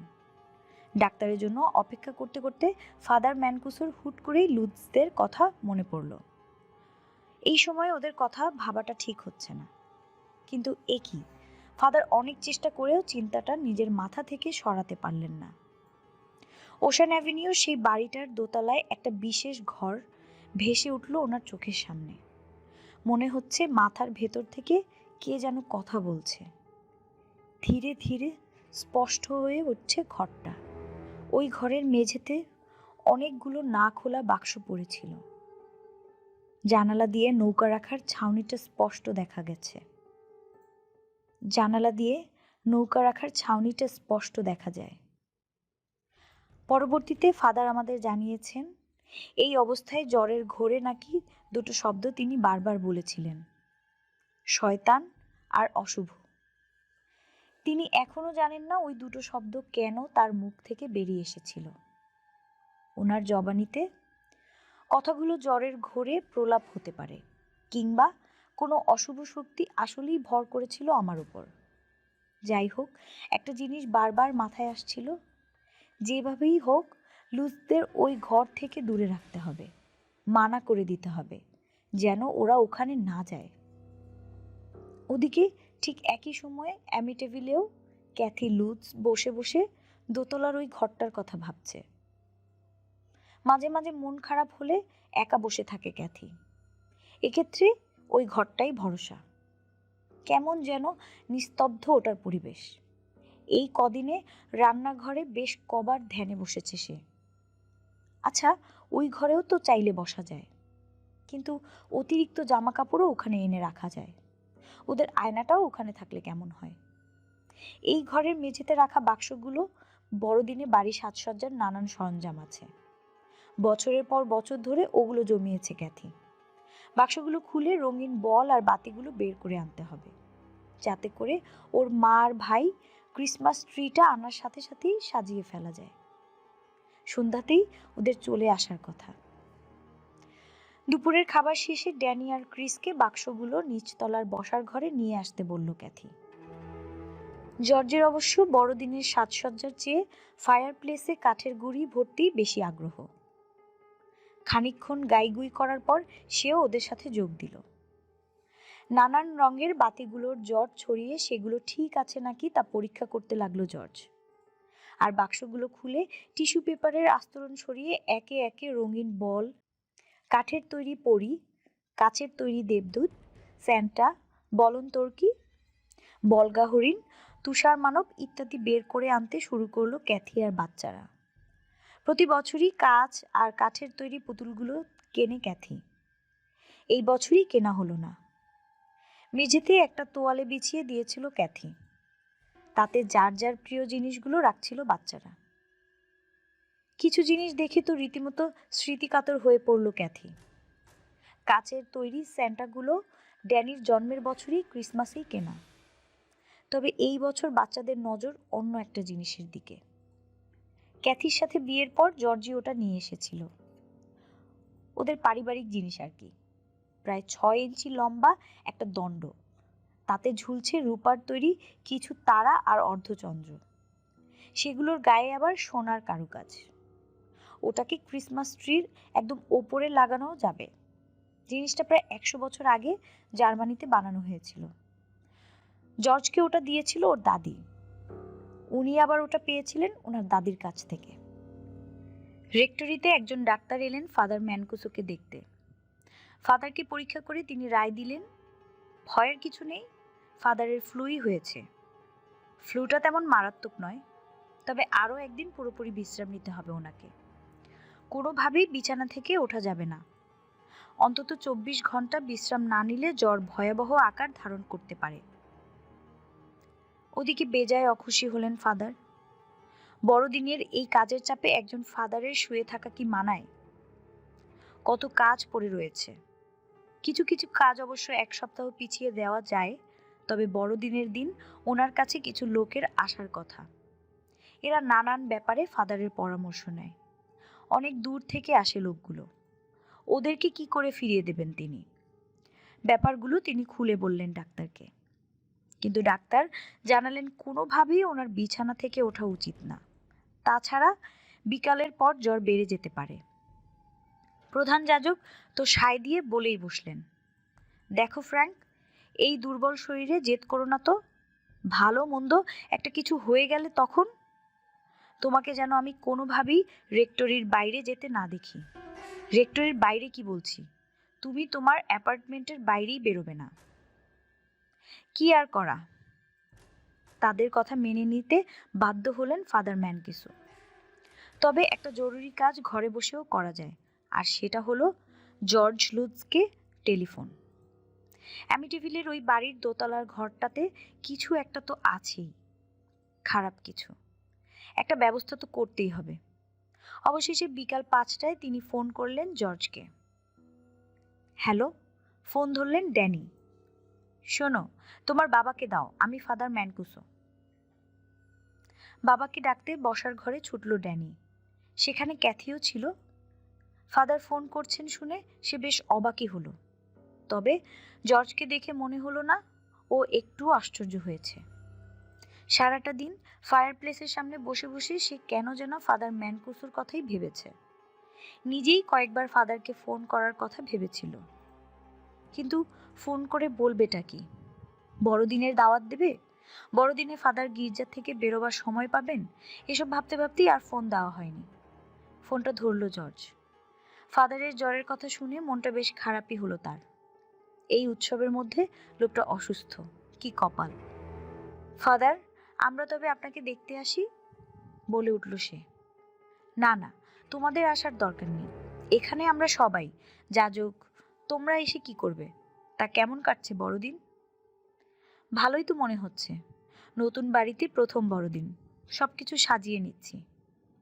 বাবা, এভাবেই থাকো চিরকাল, আশীর্বাদ করলাম। অনেক ধন্যবাদ ফাদার। ক্যাথির ভাই জিমি আমাদের জন্য একটা ক্রিসমাস ট্রি আনছে। ওটাকে সাজানোর সব সরঞ্জাম বাচ্চারা বের করছে। এই তো জিমি আর ক্যাথির মা এলো বলে। জর্জ, শোনো, একটা কথা। হ্যাঁ হ্যাঁ, বলুন ফাদার। তোমাকে একটা জরুরি ব্যাপারে বলতে চাই। একটা জিনিস নিয়ে ভাবছি, বুঝলে, সেটা জানাতেই ফোন দিলাম। আচ্ছা, তোমাদের বাড়ির দোতলায় নৌকা রাখার ছাউনির দিকে জানালাওয়ালা একটা ঘর আছে না, যেটার মেঝেতে অনেকগুলো না খোলা বাক্স আর কার্টুন দেখে এসেছিলাম? বুঝতে পারছো কোন ঘরটা? হ্যাঁ হ্যাঁ ফাদার, ওটা ক্যাথির সেলাই ঘর। ওখানেই আমরা কিছুদিন পর থেকে ধ্যানে বসবো বলে ঠিক করেছি। এখনো পুরোপুরি গুছিয়ে নিতে পারিনি, তবে খুব তাড়াতাড়ি নেব। আরে জানেন, কদিন আগে ওই ঘরটার জানালাতে কি দেখেছি? মাছি, শয়ে শয়ে মাছি। ভাবতে পারেন, এই শীতকালে মাছি? কিছুক্ষণ চুপ করে রইল জর্জ। ওপাশ থেকে ফাদারও কিছু বলছেন না। জর্জ শোনো, অবশেষে বলে উঠলেন ফাদার ম্যানকুসো, আমি চাই না তুমি, ক্যাথি বা বাচ্চারা কেউ আর ওই ঘরে যাও। তোমাদের জন্য ঘরটা এড়িয়ে চলাই মঙ্গল। কেন ফাদার, ওখানে কি সমস্যা? অবাক হলো জর্জ। ফাদার কোনো উত্তর দেওয়ার আগেই হঠাৎ করে টেলিফোনে কেমন যেন খসখস শব্দ হতে শুরু করলো। দুজনেই অবাক হয়ে কান থেকে রিসিভারটা সরিয়ে নিল। ফাদার ম্যানকুসো কিছু বলার চেষ্টা করছিলেন, কিন্তু জর্জ শুনতে পেল না। সেই খসখসে শব্দটা প্রচুর বেড়ে গেছে। হ্যালো হ্যালো ফাদার, আপনার কথা শুনতে পাচ্ছি না। বরফ পড়ার কারণে লাইনের সমস্যা হলো নাকি? ধুর। অপরদিকে ফাদার ম্যানকুসো কথা বলার আপ্রাণ চেষ্টা করে যাচ্ছেন, কিন্তু সেই খসখসে শব্দটার মাঝে কিছুক্ষণ পরপর জর্জের অস্পষ্ট হ্যালো হ্যালো ছাড়া আর কিছুই শুনতে পাচ্ছেন না। অবশেষে ফোনটা রেখে আবার লুৎজের নম্বরে ডায়াল করলেন তিনি। বেশ কয়েকবার রিং হলো, কিন্তু ওপাশ থেকে কেউ ধরল না। 10 বার রিং হওয়ার পরেও কেউ ওপাশ থেকে ফোন উঠালো না। হতাশ হয়ে ফোনটা রেখে দিলেন ফাদার। অদ্ভুত এক আতঙ্ক পেয়ে বসেছে তাকে। ওদিকে প্রচণ্ড আওয়াজের মধ্যে ফাদার ম্যানকুসোর কণ্ঠ বুঝতে না পেরে জর্জও ফোনের রিসিভারটা রেখে দিল। ভেবেছিল ফাদার একটু পর আবার ফোন করবেন, কিন্তু কয়েক মিনিট কেটে যাওয়ার পরেও ফাদার আর ফোন করলেন না। চুপচাপ রান্নাঘরের টেলিফোনটার দিকে চেয়ে রইল জর্জ। কিছুক্ষণ পর সে নিজেই ফাদারের নম্বরে ডায়াল করল, কিন্তু ওপাশ থেকে কেউ ফোন উঠালো না। ওদিকে বসার ঘরে বড়দিনের উপহারগুলো প্যাকেট করছে ক্যাথি। ওগুলো সবই অ্যামিটেভিলে আসার আগে কেনা। ভ্যালি স্ট্রিমের সেলস অ্যাট সিয়ার্স আর গ্রিন অ্যাক্রস শপিং সেন্টার থেকে ওগুলো কিনেছে সে। 3 বাচ্চা এবং জর্জের জন্য অল্প কিছু জামা কাপড় আর মা ভাইয়ের জন্য কিছু উপহার কিনতে পেরেছে। মেজাজ বেজায় খারাপ হচ্ছে ক্যাথির। কেন অ্যামিটেভিল থেকে বাজারে গেল না? এত কম উপহার সে কোনো বড়দিনে কেনেনি। হ্যাঁ, ড্যানি, ক্রিস আর মিসির জন্য অল্প কিছু খেলনাও কেনা হয়েছে, তবে সেগুলোও আহামরি কিছু না। ছোট ছোট বাক্সগুলোর দিকে তাকিয়ে নিজের মাথার চুল ছিঁড়তে ইচ্ছা হলো ক্যাথির। একটু আগেই বাচ্চাদের ওপরে পাঠিয়ে দিয়েছে সে। ওরা থাকলে শান্তিতে কাজ করা যায় না। হুট করেই মিসির কথা মনে পড়ল ওর। দেবদূতেরা কি কথা বলে, এই প্রশ্ন কেন করেছিল মেয়েটা? তখন কোনো উত্তর দেয়নি ক্যাথি। সেদিন রাতে আবার প্রশ্নটা করেছিল মেয়েটা। তখন ক্যাথি বলেছিল, তোমার বাবাকে জিজ্ঞাসা করে দেখব। কিন্তু জর্জকে আর কিছু বলা হয়নি। আজকাল তো জর্জ সারাদিন ফায়ারপ্লেস নিয়েই ব্যস্ত। কিন্তু এমন প্রশ্ন কেন করলো মিসি? আচ্ছা, আগের দিন ঘরে বসে অদ্ভুত একটা সুরে গান করছিল না সে? ওই গানের সাথে কি এই প্রশ্নের কোনো সম্পর্ক আছে? ও সেলাই ঘরে কেন গেছিল? ওখানে ওইটুকু মেয়ের কি কাজ? রান্নাঘর থেকে ফিরে এলো জর্জ। চিন্তায় ছেদ পড়ল ক্যাথির। দেখে মনে হচ্ছে বেজায় বিব্রত হয়ে আছে জর্জ। ক্যাথির চোখের দিকেও তাকাচ্ছে না। খানিকটা অবাক হলো ক্যাথি। ফাদার ম্যানকুসো কি এমন বললেন জর্জকে, আর জর্জ সেসব ওকে খুলে বলছে না কেন? ঠিক তখনই দরজার ঘন্টা বেজে উঠল। হায় হায়, ক্যাথির রীতিমতো মাথায় হাত। মা আর জিমি মনে হয় এসে পড়েছে। আমি তো রান্নাই শুরু করিনি। জর্জ, তুমি তাড়াতাড়ি দরজা খুলে দাও, এই বলে রান্নাঘরের দিকে ছুটল সে। ক্যাথির ভাই জিমি কনার্স বিশাল দেহি হাসি খুশি যুবক। জর্জকে বেজায় পছন্দ করে সে। হাসিতে মুখটা ভরে আছে ছোকরার। বড়দিনের ঠিক পরের দিনই ওর বিয়ে। জর্জকেই নিতবর হতে বলেছে জিমি। জিমির হাতে একটা বেশ বড় সড়ো দেবদারু গাছের ডাল। ওটাই ক্রিসমাস ট্রি হবে। কিন্তু জর্জের অবস্থা দেখে রীতিমতো চমকে উঠল জিমি আর ওর মা। প্রায় 1 সপ্তাহ ধরে দাড়ি কামায়নি জর্জ, গোসলও করেনি, আপনাকে তো দেখতে রীতিমতো দাঁড় কাকের মতো লাগছে, মস্করা করলো জিমি। কোনো উত্তর দিল না জর্জ। ক্যাথি আর বাচ্চারা কই? উদ্বিগ্ন কণ্ঠে বলে উঠলেন ক্যাথির মা জোয়ান। সন্ধ্যা তো হয়েই এলো, ক্যাথি রান্না করছে, বাচ্চারা উপরে খেলছে। আপনি এভাবে কথা বলছেন কেন মা?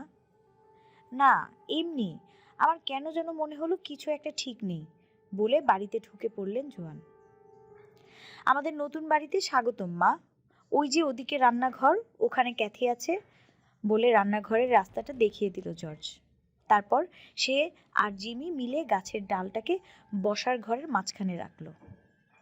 আরে বাহ, রীতিমতো নরকের আগুন লাগিয়ে দিয়েছেন দেখছি। ফায়ার প্লেসের দিকে নজর পড়তেই বলে উঠল জিমি। আর বলো না, দীর্ঘশ্বাস ফেলল জর্জ। এই বাড়িতে আসার পর থেকে শরীর থেকে শীত শীত ভাব যেন যাচ্ছেই না আমার। এই আজকেই ধরো 10টা গাছের গুঁড়ি পুড়িয়ে ফেলেছি, কিন্তু ঠান্ডা যায় না। মাথা নাড়ালো জিমি। বাড়িটা একটু বেশিই ঠান্ডা। বার্নার আর থার্মোস্ট্যাটে কোনো সমস্যা নেই তো? পরীক্ষা করে দেখেছেন? না, ওগুলো ঠিক আছে। অয়েল বার্নার একদম ঠিকঠাক কাজ করছে। থার্মোস্ট্যাটও 80 ডিগ্রি তাপমাত্রা দেখাচ্ছে। বেসমেন্টে এসো, তোমাকে দেখাই। ওদিকে রেক্টরিতে চলছে আরেক খেল। ডাক্তার যেমনটা বলেছিলেন ঠিক তেমনটাই হয়েছে। বিকাল 5টার পর হুট করেই বেড়ে গেছে ফাদারের শরীরের তাপমাত্রা। কেমন যেন অস্বস্তি লাগছে তার, পেটটাও খুব ব্যথা করছে। কিন্তু এসবের মধ্যেও ওনার মাথায় ঘুরছে অন্য জিনিস। জর্জের সাথে কথা বলার সময় অমন কেন হলো? টেলিফোনে কি আসলে কোনো সমস্যা আছে নাকি? এখন রাত 8টা বেজে গেছে প্রায়। অনেকবার তিনি চেষ্টা করেছেন জর্জকে ফোন দেওয়ার, কিন্তু ফোন যাচ্ছে না। বেশ কয়েকবার তিনি টেলিফোন দপ্তরে ফোন করে জানতে চেয়েছেন যে লুৎসদের ফোনে কোনো সমস্যা আছে নাকি। প্রতিবারই অপারেটর ব্যাপারটা পরীক্ষা করে তাকে ফোন করে জানিয়েছেন যে কোনো সমস্যা নেই ওদের লাইনে। তাহলে জর্জ ওনাকে আর ফোন করলো না কেন? ফাদার নিশ্চিত যে জর্জ এটুকু শুনেছে যে তিনি ওদের দোতলার ওই ঘরটাতে যেতে মানা করেছেন। তাহলে কি ওদের কোনো বিপদ হয়েছে? ওশান অ্যাভিনিউর 112 নম্বর বাড়িটার কোনো ভরসা নেই। আর অপেক্ষা করা যাবে না। একটা বিশেষ নম্বরে ফোন করলেন ফাদার। খুব বেশি প্রয়োজন না হলে ওটাতে কখনো ফোন দেন না তিনি।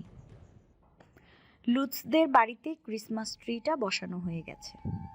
ডালটাকে ছেটে একদম জায়গা মতো বসিয়ে দিয়েছে জিমি। ড্যানি, ক্রিস আর মিসি এসে দাঁড়িয়েছে ওদের মামার পাশে। সবার হাতেই কোনো না কোনো খেলনা। প্রত্যেকেই আশায় আছে যে মামা সবার আগে তার খেলনাটাই গাছে লাগিয়ে দেবে। জর্জ ফিরে গেছে নিজের জগতে, মানে ফায়ার প্লেসের সামনে আর কি। ক্যাথি ওর মায়ের সাথে রান্নাঘরে গল্প করছে। বুঝলে মা, বলে উঠল সে, পুরো বাড়িতে এটাই আমার সবচেয়ে প্রিয় ঘর। এখানে থাকলে কেন যেন খুব ভালো লাগে, অন্য কোথাও শান্তি নেই। কেন? অবাক হলেন জোয়ান। বাচ্চারা জ্বালায়, আর তাছাড়া তোমার জামাই। কি হয়েছে ওর? এই বাড়িতে ওঠার পর থেকে জর্জ কেমন যেন বদলে গেছে। ও আর আগের মানুষটা নেই মা। ওকে দেখে কেমন যেন অদ্ভুত লাগলো আমার। আরে কি আর বলবো মা, ও দাড়ি কামায় না, গোসল করে না, বাড়ি থেকে বেরই হতে চায় না। আজকাল অফিসেও যায় না জানো, সারাদিন শুধু ওই ফায়ার প্লেসের সামনে বসে থাকবে আর কাঠ গুজবে। যেন জায়গাটা ওকে জাদু করেছে। ওর নাকি ঠান্ডাই যাচ্ছে না। কই, আমাদের তো অত ঠান্ডা লাগে না। আর প্রতি রাতে ঘুম থেকে হুট করে উঠে বসবে আর নৌকা রাখার ছাউনিটা দেখতে যাবে। কি যে হলো মানুষটার! নৌকা রাখার ছাউনিতে রাতের বেলা কেন যায়? কি দেখতে যায়? ঈশ্বরই জানেন। আমি জিজ্ঞাসা করলে বলে রাত বিরাতে কোনো সমস্যা তো হতেই পারে, আর তাছাড়া আমাদের ছোট স্পিডবোটটা ঠিক আছে নাকি সেটা দেখব না? কি যে অশান্তিতে আছি। জর্জের তো এমন স্বভাব ছিল না। তুমি ওকে জিজ্ঞাসা করনি কিছু নিয়ে চিন্তায় আছে নাকি? মানে ব্যবসা ভালো যাচ্ছে তোর? করিনি আবার? বিরক্ত হয়ে হাত দুটো চুড়ল ক্যাথি। জবাবে শুধু এভাবে ফায়ার প্লেসে কাঠ ঢুকিয়ে যায় ও কিছুই খুলে বলে না। আমাদের সারা মাসের কাঠ 1 সপ্তাহে পুড়িয়ে ফেলেছে ও। এক পশলা হিমেল হাওয়া হুট করেই বয়ে গেল রান্নাঘরে। কেঁপে উঠে নিজের পরনের সোয়েটারটা ঠিক করলেন ক্যাথির মা। আসলেই কিন্তু তোমাদের বাড়িটা একটু বেশিই ঠান্ডা, আস্তে করে বললেন তিনি। ঢোকার পর থেকেই বুঝতে পারছি। বসার ঘরে একটা চেয়ারের উপর উঠে দাঁড়িয়েছেন জিমি। জর্জের দাদির কাছ থেকে পাওয়া ওই জিনিসটা ক্রিসমাস ট্রির একেবারে উপরে লাগাতে হবে। ঠান্ডা বাতাসে সেও কেঁপে উঠল। আরে জর্জ, শুনুন, বলে উঠল সে। আপনাদের কোনো দরজা টরজা খোলা আছে নাকি? বাপরে বাপ, হিম ঠান্ডা বাতাস রীতিমতো জমিয়ে দিল আমার ঘাড়টাকে। না তো। ফায়ারপ্লেসের দিক থেকে মুখ তুলে চাইল জর্জ। সব দরজা আর জানালা বন্ধ করে দিয়েছি আমি। হুট করেই ওর মনে হলো দোতলার সেরাই ঘরটার জানালা খোলা নেই তো। দাঁড়াও জিমি, আমি আসছি, বলে দোতলায় উঠে গেল সে। রান্নাঘরের সামনের দিকে হনহনিয়ে সিঁড়ি দিয়ে ওপরে উঠে গেল জর্জ। ক্যাথি আর ওর মা তাকিয়েছিল, কিন্তু কাউকে কিছুই বলল না সে। আবার কি হলো ওর? বললেন মিসেস কনার্স। দেখলে, বললাম না ও বদলে গেছে। কাঁধ ঝাঁকালো ক্যাথি। বসার ঘরে চলে এলো ওরা দুজন। তারপর ক্যাথি রঙিন কাগজে মোড়ানো উপহারগুলো গাছের নিচে রাখতে শুরু করলো। এত কম উপহার মা, ফুপিয়ে উঠল ড্যানি, সেই সাথে ক্রিসও। মিসি তো একেবারে কেঁদেই ফেলল। আরে শোনো বাচ্চারা, আমার বিয়েতে তোমাদের জন্য আরও উপহার আছে, মন খারাপ করো না তো। ওদের ভোলানোর চেষ্টা করলো জিমি। কি ব্যাপার, তোমরা কাঁদছো কেন? সিঁড়ি দিয়ে নেমে এলো জর্জ। যাও তো এখান থেকে। বাচ্চাগুলো একেবারে জ্বালিয়ে মারল, উচ্ছনে গেছে সব। বেজায় রাগ উঠে গেল ক্যাথির। ওর মা আর ভাইয়ের সামনে বাচ্চাদের সাথে এমন ব্যবহার না করলেই কি হতো না? না, জর্জকে আর ছাড় দেওয়া যাবে না, এইবার ধরতে হবে। কিন্তু জর্জের চাহনি দেখে থমকে গেল ক্যাথি। রীতিমতো জ্বলছে ওর চোখ দুটো। ক্যাথি, গর্জে উঠল জর্জ, সেলাই ঘরের জানালা তুমি খুলেছ?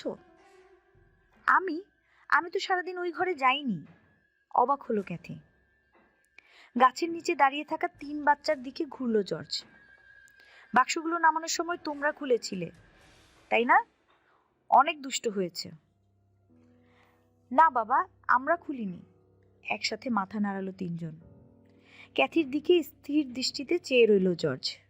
নিজের অজান্তেই বুকটা কেঁপে উঠল ক্যাথির। কি ব্যাপার জর্জ, হয়েছে কি?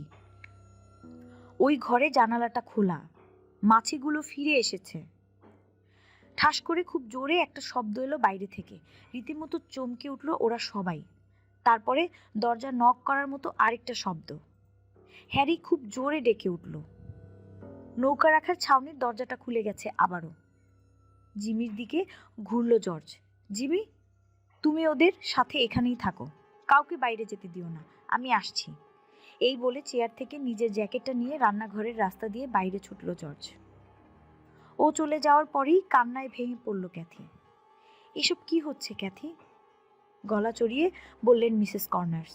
এই বাড়িতে কোনো সমস্যা আছে নাকি? আমি জানি না মা, আমি একদমই জানি না, কাঁদতে কাঁদতেই বললেন ক্যাথি। রান্নাঘরের দরজা দিয়ে বেরিয়ে বাড়ির পেছনে দৌড় দিল জর্জ। ওদিকে একটা লোক খেয়াল করছে ওকে। ও জানে যে ওটা রান্নাঘরের দরজা, কারণ আগেও সে ওশান অ্যাভিনিউর 112 নম্বর বাড়িটাতে এসেছে। পার্ক করা গাড়ির ভেতর থেকে ও নজর রাখছে জর্জের উপর। নৌকা রাখার ছাউনিটার দরজা বন্ধ করে দিল জর্জ। ঘড়ি দেখল লোকটা। রাত প্রায় 11টা বেজে গেছে। গাড়ির রেডিও মাইক্রোফোনটা তুলে নিল সে। হ্যালো জাম্মাতারো, আমি জিওন ফ্রিদো বলছি। তোমার বন্ধুকে ফোন করে বলে দাও ওশান অ্যাভিনিউর 112 নম্বর বাড়িটার লোকেরা ভেতরেই আছে, বাইরে যায়নি। সাফক কাউন্টি পুলিশ বিভাগের সার্জেন্ট আল জিওন ফ্রিদো বড়দিনের আগের রাতে ওশান অ্যাভিনিউতে কর্তব্যরত।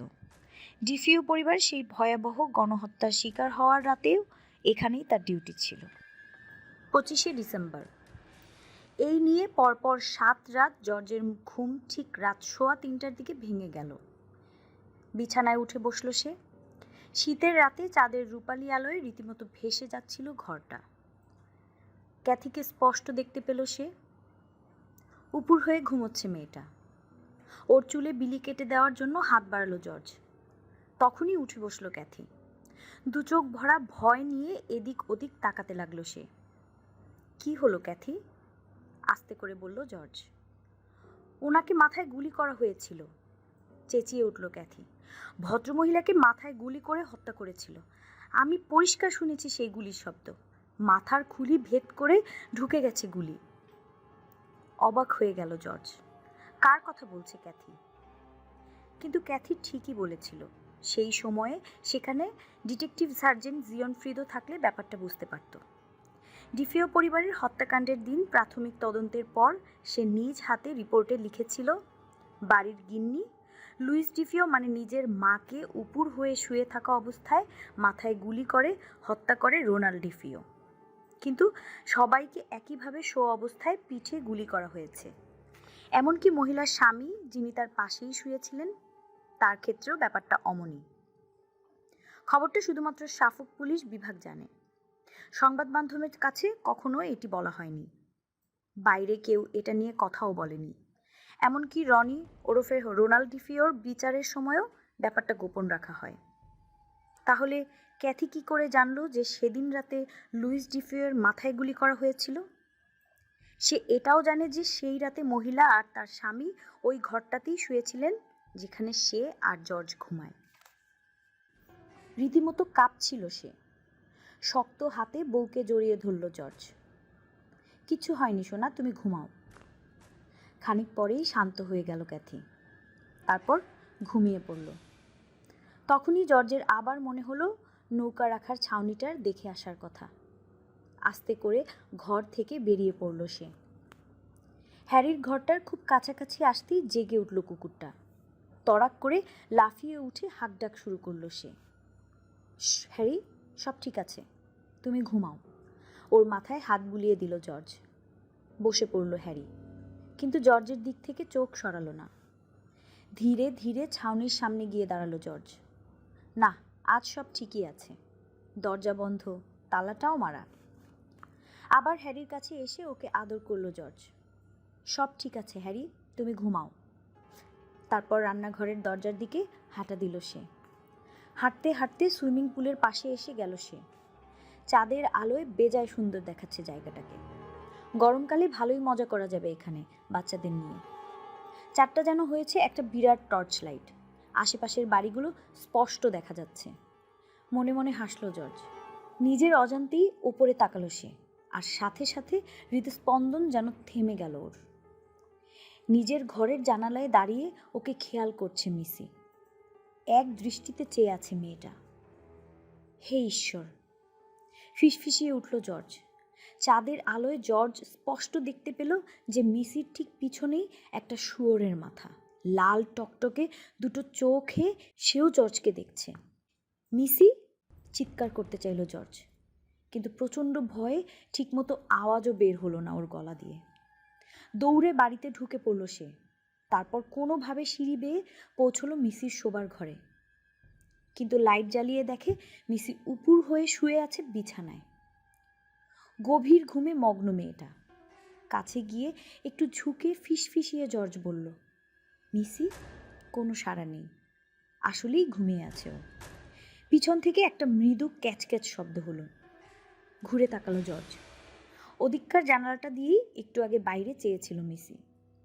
ওর চেয়ারটা ধীরে ধীরে দোল খেয়ে চলছে, কিন্তু ওটায় কেউ বসে নেই। 6 ঘন্টা পর, সকাল 9:30 বাজে। রান্নাঘরে বসে কফি খাচ্ছে জর্জ আর ক্যাথি। দুজনেই মুখে চিন্তার কালো ছায়া। দুজনেই দুজনকে নিজেদের কিছু ছোট বড় অভিজ্ঞতা খুলে বলছে। নতুন বাড়িতে এসব কি হচ্ছে? এসব কি সত্য নাকি ওদের কল্পনা? অবশেষে সমাধান কিছুই এলো না। বিরক্ত হয়ে উঠে পড়ল দুজন। বড়দিনের অনেক কাজ তখনও বাকি। দিনটা ছিল 25শে ডিসেম্বর 1975। গোটা আমেরিকা মেতেছে বড়দিনের আনন্দে। হোয়াইট ক্রিসমাস বলে আবহাওয়া অধিদপ্তর মুখে ফেনা তুলে ফেলেছিল। কিন্তু এখনও তুষারপাত শুরু হয়নি। তবে বেশ ঠান্ডা। যে কোনো মুহূর্তে বরফ পড়লেও পড়তে পারে। ওশান অ্যাভিনিউর 112 নম্বর বাড়িটার বাচ্চাগুলো বসার ঘরের ক্রিসমাস ট্রির নিচে বসে খেলছে। মনটা আজকেও বেশ খারাপ ওদের। অল্প খেলনায় কোনো বাচ্চার মন ভরে? কিন্তু মা বাবার ভয়ে কিছু বলতেও পারছে না। জর্জ হিসাব করে দেখলো মাত্র 1 সপ্তাহে প্রায় 100 গ্যালন তেল আর গোটা মাসের জন্য জোগাড় করা সব কাঠই পুড়িয়ে ফেলেছে সে। বাইরে গিয়ে কিছু কাঠ কিনে আনা দরকার। এছাড়া দুধ, রুটি, ময়দা এগুলোও লাগবে। রান্নার মশলাপাতিও নেই তেমন। জর্জ ক্যাথিকে জানিয়েছে যে সেলাই ঘরে যেতে ফাদার ম্যানকুসু ওদের মানা করে দিয়েছেন। শুধু তাই নয়, এরপর অনেক চেষ্টা করেও আর ফাদারের সাথে কোনো যোগাযোগ করতে পারেনি সে। সব শুনে ক্যাথি ভাবল সে নিজেই একবার ফাদারের সাথে কথা বলবে। ফাদারের নম্বর ডায়াল করলো সে, কিন্তু ওপাশ থেকে কেউই ফোন ধরল না। ক্যাথি ভাবল যে হয়তো ফাদার ম্যানকুসু অ্যাপার্টমেন্টে নেই। বড়দিনে যাজকেরা অনেক ব্যস্ত থাকেন, কিংবা কে জানে, হয়তো নিজের আত্মীয় স্বজনের সাথে দেখা করতে গেছেন তিনি। কাঠ আর বাকি জিনিসপত্র আমিই কিনে আনছি, তুমি বাচ্চাদের খেয়াল রেখো। জর্জকে এই বলে বেরিয়ে গেল ক্যাথি। ওদিকে ফাদার ম্যানকুসু কি করছিলেন? লং আইল্যান্ডের সেই রেক্টরি ছেড়ে এক পাও বাইরে বের হননি তিনি। আর হবেনি বা কি করে? তিনি যে এখনো অসুস্থ। ডাক্তারের কথা মতো 24 ঘন্টা বিশ্রাম নিয়েও ওনার কোনো উন্নতি হয়নি। শরীরের তাপমাত্রা এখনো 103 ডিগ্রি রয়ে গেছে। ফাদারের অবস্থা হয়েছে খাঁচায় বন্দি সিংহের মতো। তিনি ব্যস্ত মানুষ, নানান কাজ নিয়ে মেতে থাকতেই ভালোবাসেন। সেই তাকেই বড়দিনের দিন এভাবে বিছানায় পড়ে থাকতে হলো। না না, এভাবে থাকা চলবে না। কোনোভাবে বিছানায় উঠে বসলেন ফাদার। ব্রিফকেসটার দিকে নজর পড়ল তার। ওটা ভর্তি নানান ফাইল। যেসব মানুষেরা সমস্যা নিয়ে ওনার কাছে আসে তাদের তথ্য। আজকেও হয়তো ওরা গির্জাতে এসেছে। তারপর কি আর করবে? ওনাকে না পেয়ে হতাশ হয়ে ফিরে গেছে। কি করবেন এখন উনি? গির্জার হলঘরে চলে যাবেন? কিন্তু প্রধান যাজক যে রেগে যাবেন। লুৎসদের না জানি কি অবস্থা। ওদের কথাই সবচেয়ে বেশি মন পড়ছে ফাদারের। কিছু একটা আছে ওই বাড়িতে। ক্যাথি আর বাচ্চারা ভালো আছে তো? বাড়িতে গাড়ি ঢোকানোর রাস্তায় ঘর ঘর চাকার শব্দ পেয়েই জর্জ বুঝতে পারল যে ক্যাথি বাজার থেকে ফিরে এসেছে। কোনো কারণ ছাড়াই মেজাজটা গরম হয়ে গেল জর্জের। কেন যেন ক্যাথির উপর বেজায় রাগ উঠছে ওর। বাইরে বেরিয়ে এলো সে। তারপর ভ্যান থেকে দুটো কাঠের গুঁড়ি নিয়ে ভেতরে চলে এলো। সে দুটোকে ফায়ার প্লেসে গুজে দিয়ে চুপচাপ বসে রইল। বাকি কাঠগুলো পড়ে রইল ভ্যানেই। ক্যাথির বুঝতে বাকি রইল না যে জর্জ ওই কাঠগুলো ভেতরে আনবে না। বেশ বিরক্ত হলো ক্যাথি। এই বাড়িতে আসার পর থেকেই উদ্ভট আচরণ করছে জর্জ। ক্যাথি তেমন কিছু বলছে না দেখে বেশি মাথায় উঠেছে। না, বেশি কথা বলতে গেলে আবার ঝগড়া লাগিয়ে দেবে জর্জ। অনেক কষ্টে মাথা ঠান্ডা করলো সে। তারপর ভ্যান থেকে খাবারের বাক্সগুলো নামিয়ে বাড়িতে চলে এলো। কাঠগুলো ভ্যানেই থেকে গেল। সে ভালো করেই জানে যে ঠান্ডা লাগলে জর্জ নিজেই ওগুলো ভেতরে নিয়ে আসবে। চুপচাপ রান্নাঘরে বসে রইল ক্যাথি। সে আর জর্জ বেশ ভালোভাবে ড্যানি, ক্রিস আর মিসিকে মানা করে দিয়েছে দোতলার সেলাই ঘরে যেতে। এতে করে বাচ্চাদের কৌতূহল আরও বেড়ে গেছে। কোনো সুস্পষ্ট কারণ ছাড়া কাউকে কোনো কাজ করতে মানা করলে এমনটাই হয়। ওদিকে বাচ্চারাও আলোচনা করছে ওই ঘরটা নিয়ে। ওদের দৃঢ় বিশ্বাস মা বাবা কিছু লুকিয়ে রেখেছে ওখানে। হয়তো ওখানে আমাদের জন্য আনা বাকি উপহারগুলো রাখা আছে। এত কম উপহার মা কিনবে, তোমাদের বিশ্বাস হয়? বলে উঠল ক্রিস। আমারও সেটাই মনে হয়, সায় দিল ড্যানি। আমি জানি কেন মা বাবা আমাদের মানা করেছে। ওখানে জোডি আছে। হুট করে বলে বসলো মিসি। জোডি? সে আবার কে? বলল ড্যানি। আমার বন্ধু, একটা শুয়োর। মিসি, তুমি চিরকাল বাচ্চাই রয়ে গেলে, রেগে উঠল ক্রিস। যত সব ফালতু কল্পনা। আর কত মিথ্যা বন্ধু বানাবে? সন্ধ্যা 6টা বাজে। রাতের খাবার তৈরিতে ব্যস্ত ক্যাথি। ঠিক তখনই রান্নাঘরের জানলাতে ঠক ঠক করে দুবার টোকা দেওয়ার শব্দ হলো। বাইরে বেশ অন্ধকার, তুষার পড়ছে। ঘরের ভেতরের বৈদ্যুতিক বাল্বের আলোতে জানালায় জমে থাকা সাদা সাদা বরফ দেখতে বেশ লাগছে। ধীরে ধীরে আরও পুরু হবে জানালায় তুষারের ওই আস্তরণ। সকালবেলা হয়তো জর্জ পরিষ্কার করে দেবে সব কিছু। যাক, অবশেষে বরফ, আপন মনেই বলে উঠল ক্যাথি। বড়দিনে তুষারপাত না হলে হয়? মুহূর্তেই মনটা খুশি খুশি হয়ে উঠল ক্যাথির। স্কুলের দিনগুলোর কথা মনে পড়ে গেল ওর। ও ছোট থাকতে প্রায় প্রতি বছরই বড়দিনেই তুষারপাত হতো। হোয়াইট ক্রিসমাস মানেই বিশেষ কিছু। একদিকে বরফের শ্বেতশুভ্র চাদর, অপরদিকে প্রতিবেশীদের বাড়িতে লাগানো রঙিন সব আলোর শোভা। আলো ছায়া আর ঝিরঝিরে তুষারকণা যেন পৃথিবীটাকে পরিণত করেছে স্বর্গে। রেডিওতে বাজছে বড়দিনের গান। মন দিয়ে রান্না করতে লাগলো ক্যাথি। কি সুন্দর পরিবেশ চারপাশে। না না, অশুভ কিছুই নেই এই বাড়িতে, সব কিছুই ওদের কল্পনা। রাতের খাওয়া শেষে জর্জ আর ক্যাথি বসার ঘরে এলো। ক্রিসমাস ট্রিটা আলোকিত হয়ে আছে রীতিমতো। জর্জের দাদির ওই বিশেষ জিনিসটা একদম মাথায় লাগানো হয়েছে। পুরো ঘরের পরিবেশটাই পাল্টে গেছে একদম। জিমি একটা ডাল এনেছে বটে, অসাধারণ। মুগ্ধ হয়ে চেয়ে রইল ওরা দুজন, কিন্তু কেউ কারোর সাথে কোনো কথা বলল না। মিনিট খানেক পর বাইরে গেল জর্জ। ক্যাথির বুঝতে বাকি রইল না যে কাঠ আনতে গেছে বেটা। 6টা গাছের গুঁড়ি নিয়ে ফিরল জর্জ। এই দিয়ে পুরো রাত আরামসে কেটে যাবে। ক্যাথি উঠে দোতলার শোবার ঘরে চলে গেল।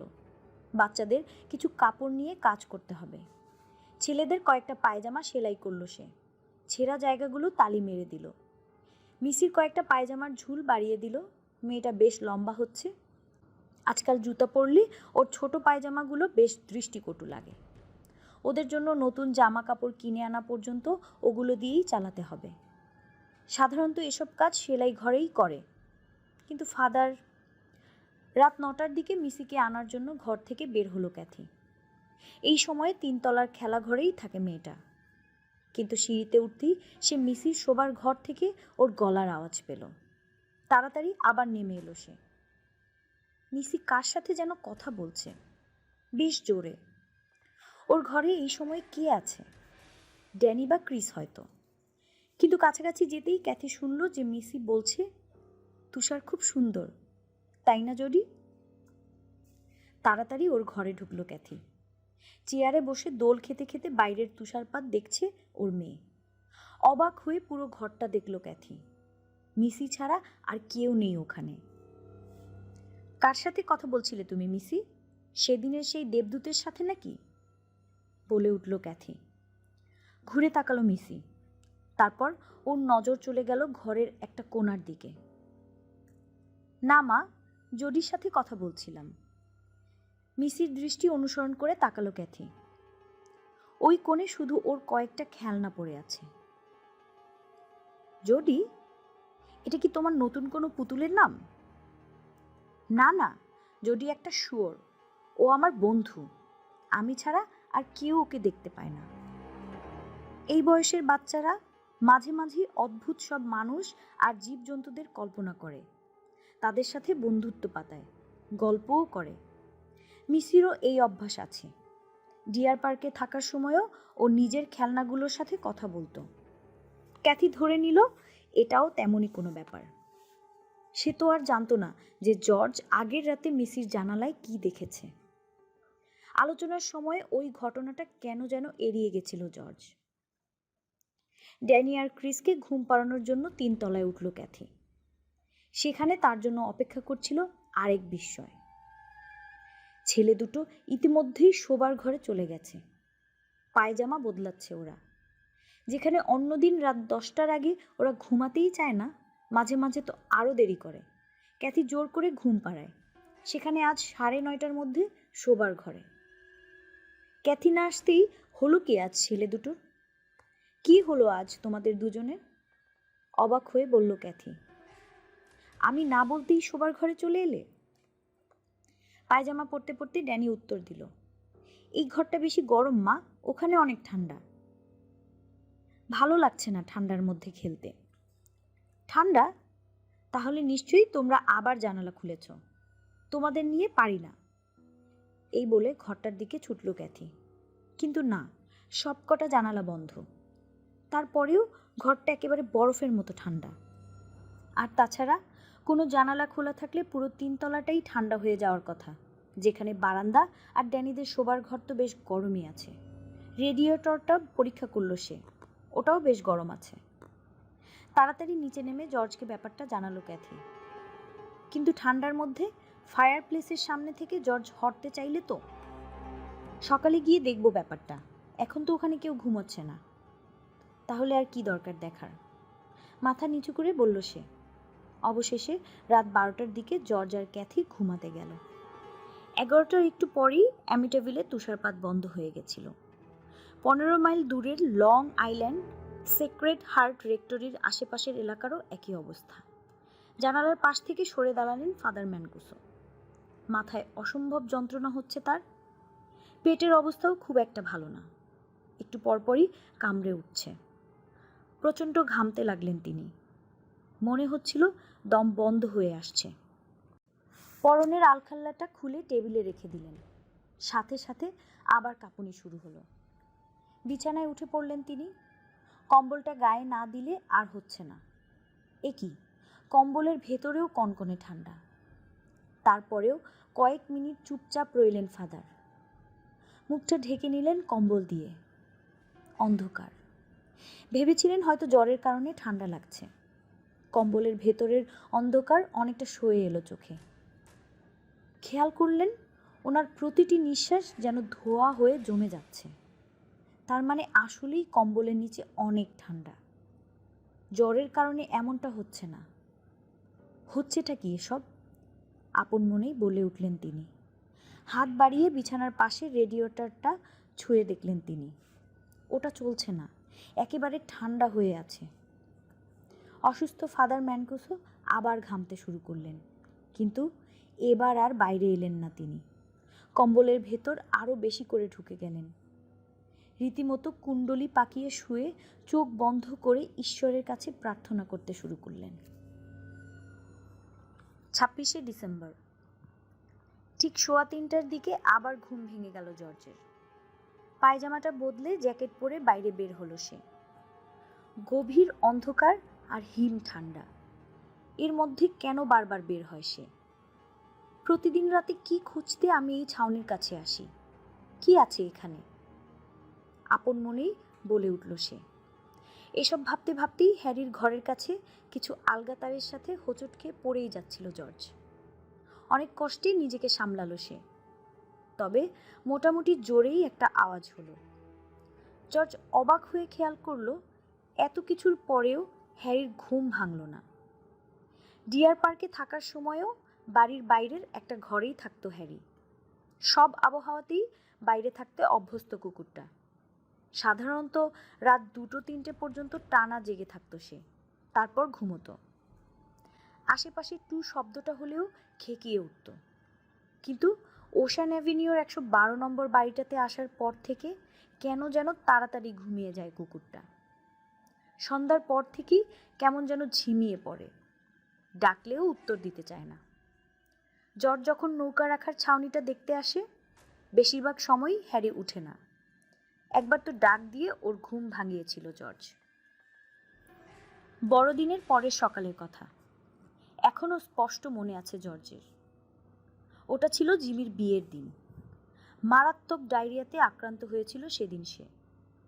রাতের বেলা নৌকা রাখার ছাউনি থেকে ঘরে আসার পথেই পেট ব্যথা শুরু হয় ওর। প্রথম দিকে ব্যথাটা এতই অসহ্য ছিল যে জর্জের মনে হচ্ছিল ওর পেটে কেউ রীতিমতো ছুরি চালাচ্ছে। প্রচণ্ড বমি আসতে লাগলো, রীতিমতো ভয় পেয়ে গেল সে। পেট ব্যথা ততক্ষণে বদলে গেছে মলত্যাগের চাপে। বাড়িতে ঢুকেই একতলার বাথরুমটার দিকে দৌড় দিল সে। বাথরুম থেকে বেরোতেই আবার মলত্যাগের চাপ। এভাবেই ভোরের আলো ফোটা পর্যন্ত অসংখ্য বার বাথরুমে যেতে হলো তাকে। অবশেষে পেট কিছুটা শান্ত হলো, খানিকটা কুনকুনে ব্যথা যদিও রয়ে গেল। ক্লান্ত শরীরটাকে বিছানায় এলিয়ে দিল জর্জ, সাথে সাথে ঘুম। অল্প একটু পরেই ওকে ডেকে তুলল ক্যাথি। মনে আছে তো জর্জ, আজ জিমির বিয়ে। সকালে ও বন্ধু বান্ধবদের সাথে আড্ডা দেবে আর সন্ধ্যায় আমরা যাব। ও নিজেই আমাদের নিতে আসবে। তার আগে অনেক কাজ বাকি রয়েছে। আমি চুলটা ঠিক করে নেই, জামা কাপড় বের করারও ব্যাপার আছে, রান্নাও আছে। গেলাম, তুমি থাকো কেমন? আধো ঘুম চোখে গজগজ করে উঠল জর্জ। নাস্তা বানাতে যাওয়ার আগে ক্যাথি একবার 3 তলায় বাচ্চাদের খেলাঘরটা দেখতে গেল। দরজা খোলার সাথে সাথে হিম শীতল বাতাসে রীতিমতো কেঁপে উঠল ক্যাথি। ঘরটা এখনও ঠান্ডা আছে, তবে গত রাতের মতো নয়। জর্জ উঠলে ওকে বলতে হবে এই ঘরের রেডিয়েটরটা একবার পরীক্ষা করে দেখতে। কি যে হয়েছে জর্জের, ফায়ার প্লেসের সামনে থেকে নড়তেই চায় না। ক্যাথি নিজেই দেখলো রেডিয়েটরটা। আরে ওটা তো চলছে, কিন্তু তারপরেও ঘরে কোনো তাপ নেই। না, এই স্যাঁতস্যাঁতে ঠান্ডা ঘরে বাচ্চারা আজ খেলতে পারবে না। কিন্তু আজ ওরা ঘরে থাকলেও সমস্যা। মন দিয়ে কি আর ক্যাথিকে সাজগোজ করতে দেবে? তার চেয়ে ওরা বরং বাইরেই খেলুক। ততক্ষণে তৈরি হয়ে নেবে ক্যাথি। তারপর ওদের ডেকে একে একে জামাকাপড় পরিয়ে দেবে। জানালা দিয়ে বাইরে তাকালো সে। জমে থাকা তুষার গলে থকথকে তরলের মতো হয়ে আছে চারদিকে। না, তাহলে আজ বাচ্চারা বাইরেও যেতে পারবে না। তার চেয়ে ওরা ওদের শোবার ঘরেই খেলুক আজ। খাওয়া শেষে মায়ের কথা মতো নিজের ঘরের দিকে যেতে লাগলো মিসি। ক্যাথি ওকে মনে করিয়ে দিল কোনোভাবেই যেন সেলাই ঘরে না যায়, এমনকি দরজাও যেন না খোলে।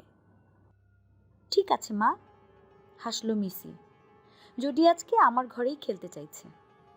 আহা সোনা মেয়ে আমার, মুচকি হাসলো ক্যাথি। যাও গিয়ে বন্ধুর সাথে খেলো। ওদিকে বাড়ির ভেতর খেলা নিয়ে বেজায় নারাজ ড্যানি আর ক্রিস। বড়দিনের ছুটি তো মাত্র কটা দিন, তারপরই আবার নতুন স্কুলে ভর্তি হবে ওরা। তখন কি এভাবে খেলার সুযোগ পাবে? মায়ের সাথে রীতিমতো তর্কাতর্কি শুরু করলো ওরা। অবাক হয়ে গেল ক্যাথি। ওরা এমন ছিল না। নতুন বাড়িতে আসার পর থেকে দুই ছেলেই কেমন বদলে গেছে। কিন্তু ক্যাথি এটা ভুলে যাচ্ছিল যে সেও কিন্তু এই বাড়িতে এসে বদলে গেছে। আগের চেয়ে অনেক অস্থির হয়ে গেছে, সেই সাথে মেজাজটাও বেশ খিটখিটে হয়েছে। অনেক ন্যাকামো হয়েছে, ধমকে উঠল ক্যাথি। আরেকবার মার না খেলে হচ্ছে না, তাই না? আর একটাও কথা নয়, যা বলছি তাই করো। সোজা 3 তলায় নিজেদের ঘরে চলে যাও, আর আমি ডাকা না পর্যন্ত নামবে না। মুখ গোমরা করে সিঁড়ি বেয়ে উঠতে লাগলো ড্যানি আর ক্রিস। মাঝপথে জর্জের সাথে দেখা হয়ে গেল তাদের। পাশ কাটিয়ে নেমে গেল জর্জ, যেন বাচ্চা দুটোকে দেখতেই পায়নি। ওরা দুজনেও জর্জকে সুপ্রভাত জানালো না। খাবার টেবিলে বসে কফির কাপে চুমুক দিতেই জর্জের পেটে আবার কামড় শুরু হলো। রীতিমতো পেট খামচে ধরে ওপরতলায় ছুটল সে। শোনো জর্জ, আজকে কিন্তু তোমাকে দাড়ি কামিয়ে গোসল করতে হবে, কোনো অজুহাত শুনবো না, চেঁচিয়ে উঠল ক্যাথি। তাড়াহুড়ো করে ওপরতলায় উঠে বাথরুমের দিকে ছুটল জর্জ। ওদিকে মাথায় হাত দিয়ে ক্যাথি ভাবতে লাগলো, জর্জ কি আমার কথা শুনেছে? 1 কাপ কফি শেষ করে রান্নাঘরে বসে বাজারের ফর্দ বানাতে লাগলো ক্যাথি। বাচ্চাদের জামা কাপড় কিনতে হবে, ফ্রিজটাও একটু আগে খুলে দেখেছে সে। খাওয়ার অনেক জিনিসই কিনতে হবে। রুটি আর আটাও প্রায় শেষ হয়ে এসেছে। ক্যাথি জানে এসব ওকে নিজেই গিয়ে কিনে আনতে হবে। জর্জের ভরসায় থেকে লাভ নেই। ডিফিওদের যে বড় ডিপ ফ্রিজটা ওরা বিনামূল্যে পেয়েছিল, ওটা এবার কাজে লাগবে। বেসমেন্টে ওটা রেখেছে জর্জ। ওতে বেশ খানিকটা মাংস আর অনেকগুলো খাবারের কৌটা এঁটে যাবে। বাথরুম পরিষ্কার করার জিনিসপত্রও শেষ। টানা কয়েকদিন ধরে কমোডের বেসিনগুলো ঘষেছে সে। কালো দাগগুলো এখন আর নেই বলতে গেলে। ক্যাথি ঠিক করলো যে পরের দিন মানে শনিবার সকালে ও অ্যামিটেভিল সুপারমার্কেটে যাবে। বাচ্চারা কমলার জুস অনেক পছন্দ করে, ওটার কথা লিখতে ভুলে গেছিল ক্যাথি। তাড়াতাড়ি লিখে ফেলল। আর ঠিক তখনই ওর মনে হলো রান্নাঘরে সে ছাড়াও আরও কেউ আছে। গটগট করে কে যেন হেঁটে গেল ওর পাশ দিয়ে। ক্যাথির হুট করেই মনে পড়ে গেল সেই অদৃশ্য আলিঙ্গনের কথা। সংসারের নানান ঝামেলায় ব্যাপারটা রীতিমতো ভুলতে বসেছিল সে। ভয়ে রীতিমতো জমে গেল ও। ভয়ে ভয়ে পিছে তাকালো। না, কেউ নেই, কিন্তু আরেকজনের উপস্থিতি টের পাচ্ছে সে। ঠিক ওর পিছিয়ে এসে যেন দাঁড়িয়েছে কেউ। মিষ্টি একটা গন্ধ পেল, কোনো অজানা পারফিউমের গন্ধ। গন্ধটা চিনতে বেশি সময় লাগলো না ক্যাথির। 4 দিন আগে শোবার ঘরে এই গন্ধটাই পেয়েছিল সে। সহসা আঁতকে উঠল ক্যাথি। অদৃশ্য দুটো হাত যেন ওর কোমর জড়িয়ে ধরছে। খুব আলতো সে স্পর্শ। কোনো মহিলা যেন আদর করে ধরেছে ওকে। খানিকটা ঘোরের মধ্যে চলে গেল ক্যাথি। কেন যেন ওর মনে হচ্ছে এই অদৃশ্য মানুষটা কোনো ক্ষতি করবে না। গন্ধটা ধীরে ধীরে বেড়ে চলল, যেন বাতাসে পাক খেয়ে বারবার ফিরে আসছে ওটা। ক্যাথির মাথাটা ঝিমঝিম করছে। নিজেকে সেই অদৃশ্য হাত দুটো থেকে ছাড়িয়ে নেওয়ার চেষ্টা করল সে, কিন্তু সাথে সাথে ও দুটো যেন আরও শক্ত করে চেপে বসল। ক্যাথির মনে হলো ফিস ফিস করে ওকে কেউ কিছু বলতে চাইছে। ঘোর লাগা ভাবটা ততক্ষণে কেটে গেছে। এখান থেকে পালাতে হবে, যেভাবেই হোক। না, চেঁচিয়ে উঠল সে, ছাড়ো, ছাড়ো আমাকে, ঈশ্বরের দোহাই লাগে। মরিয়া হয়ে হাত পা ছুটতে লাগলো, কিন্তু অদৃশ্য হাত দুটো আরো জোরে চেপে ধরল ওর কোমর। তখনই কাঁধের ওপর আরেকটা হাতের স্পর্শ অনুভব করলো ক্যাথি, যেন কোনো মহিলা পরম মমতায় ওকে বোঝাতে চেষ্টা করছে, কোনো ভয় নেই মেয়ে, কিচ্ছু হবে না তোমার, একদম সেদিনের মতো। তারপরই সব ঠিকঠাক। কেউ ক্যাথির কোমর ধরে নেই, ওর কাঁধেও হাত দিয়ে নেই, রয়ে গেল শুধু সেই সস্তা পারফিউমের গন্ধটা। চেয়ারে গা এলিয়ে দিল ক্যাথি। নিজেকে বড্ড অসহায় লাগছে ওর। চোখ বুজে কাঁদতে শুরু করলো মেয়েটা। এই কিসের মধ্যে এসে পড়ল সে? এসব কি হচ্ছে? ঠিক তখনই একটা হাত ওর কাঁধ স্পর্শ করল। হে ঈশ্বর, না না, আবার না! রীতিমতো লাফিয়ে উঠল ক্যাথি। মিসি দাঁড়িয়েছিল পাশে, হাতটা ওই রেখেছিল। আরে মিসি, মেয়েটাকে কাছে টেনে নিল ক্যাথি। মা, তুমি কেঁদো না, ওর কাঁধে চাপড় মেরে বলল মিসি।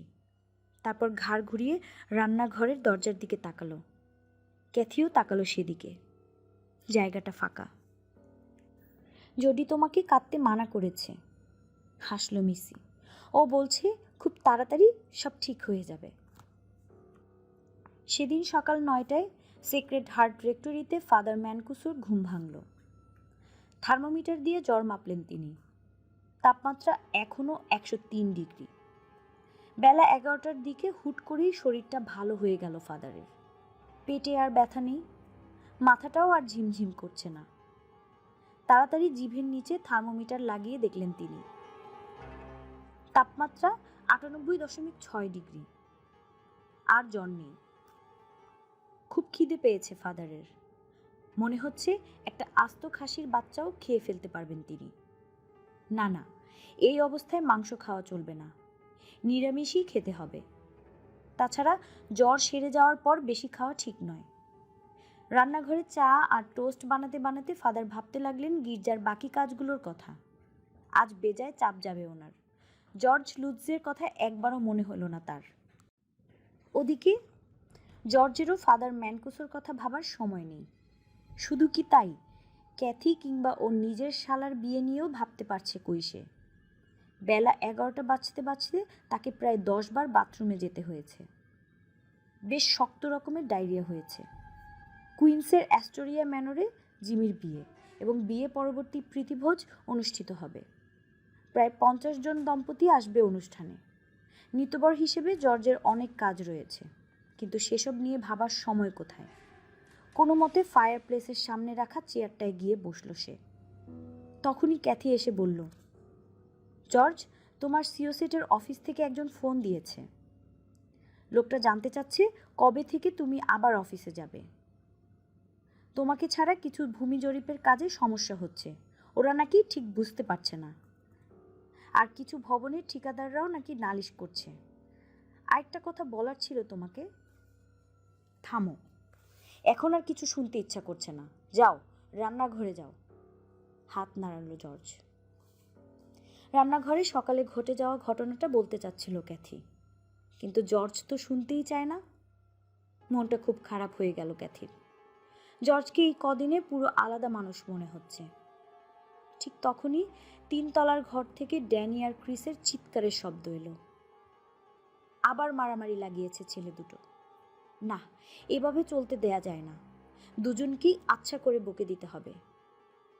সিঁড়ির দিকে পা বাড়ালো ক্যাথি। তখনই ওকে পাশ কাটিয়ে দ্রুত উঠে গেল জর্জ। অবাক হয়ে ক্যাথি খেয়াল করলো যে জর্জ একেবারে দুটো করে ধাপ টপকাচ্ছে। এভাবে তো কখনোই উপরে ওঠে না ও। ওর পিছে পিছে যেতে আর সাহস হলো না ক্যাথির। চুপচাপ সিঁড়ির সামনে দাঁড়িয়ে রইল সে। কিছুক্ষণ পরেই হুঙ্কার দিয়ে উঠল জর্জ। আবার মন খারাপ হয়ে গেল ক্যাথির। এভাবে বাচ্চাদের আগে কখনো বকেনি জর্জ। কয়েক মিনিট এভাবেই চলল, তারপর সব চুপচাপ। ড্যানিদের শোবার ঘরের দরজা দড়াম করে বন্ধ হবার শব্দ হলো। সিঁড়ি দিয়ে জর্জের নেমে আসার শব্দ হচ্ছে। মাঝামাঝি আসতেই ক্যাথির সাথে চোকাচুকি হলো ওর। অবাক দৃষ্টিতে দুজন দুজনকে দেখতে লাগলো, কিন্তু কারো মুখে কোনো কথা নেই। ঘুরে দোতলা শোবার ঘরটায় চলে গেল জর্জ।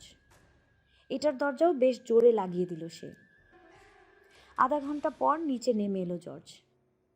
9 দিনের মধ্যে এই প্রথম সে দাড়ি কামিয়ে গোসল করেছে। পরনেও পরিষ্কার জামাকাপড়। রান্নাঘরের দিকে এগিয়ে এলো সে।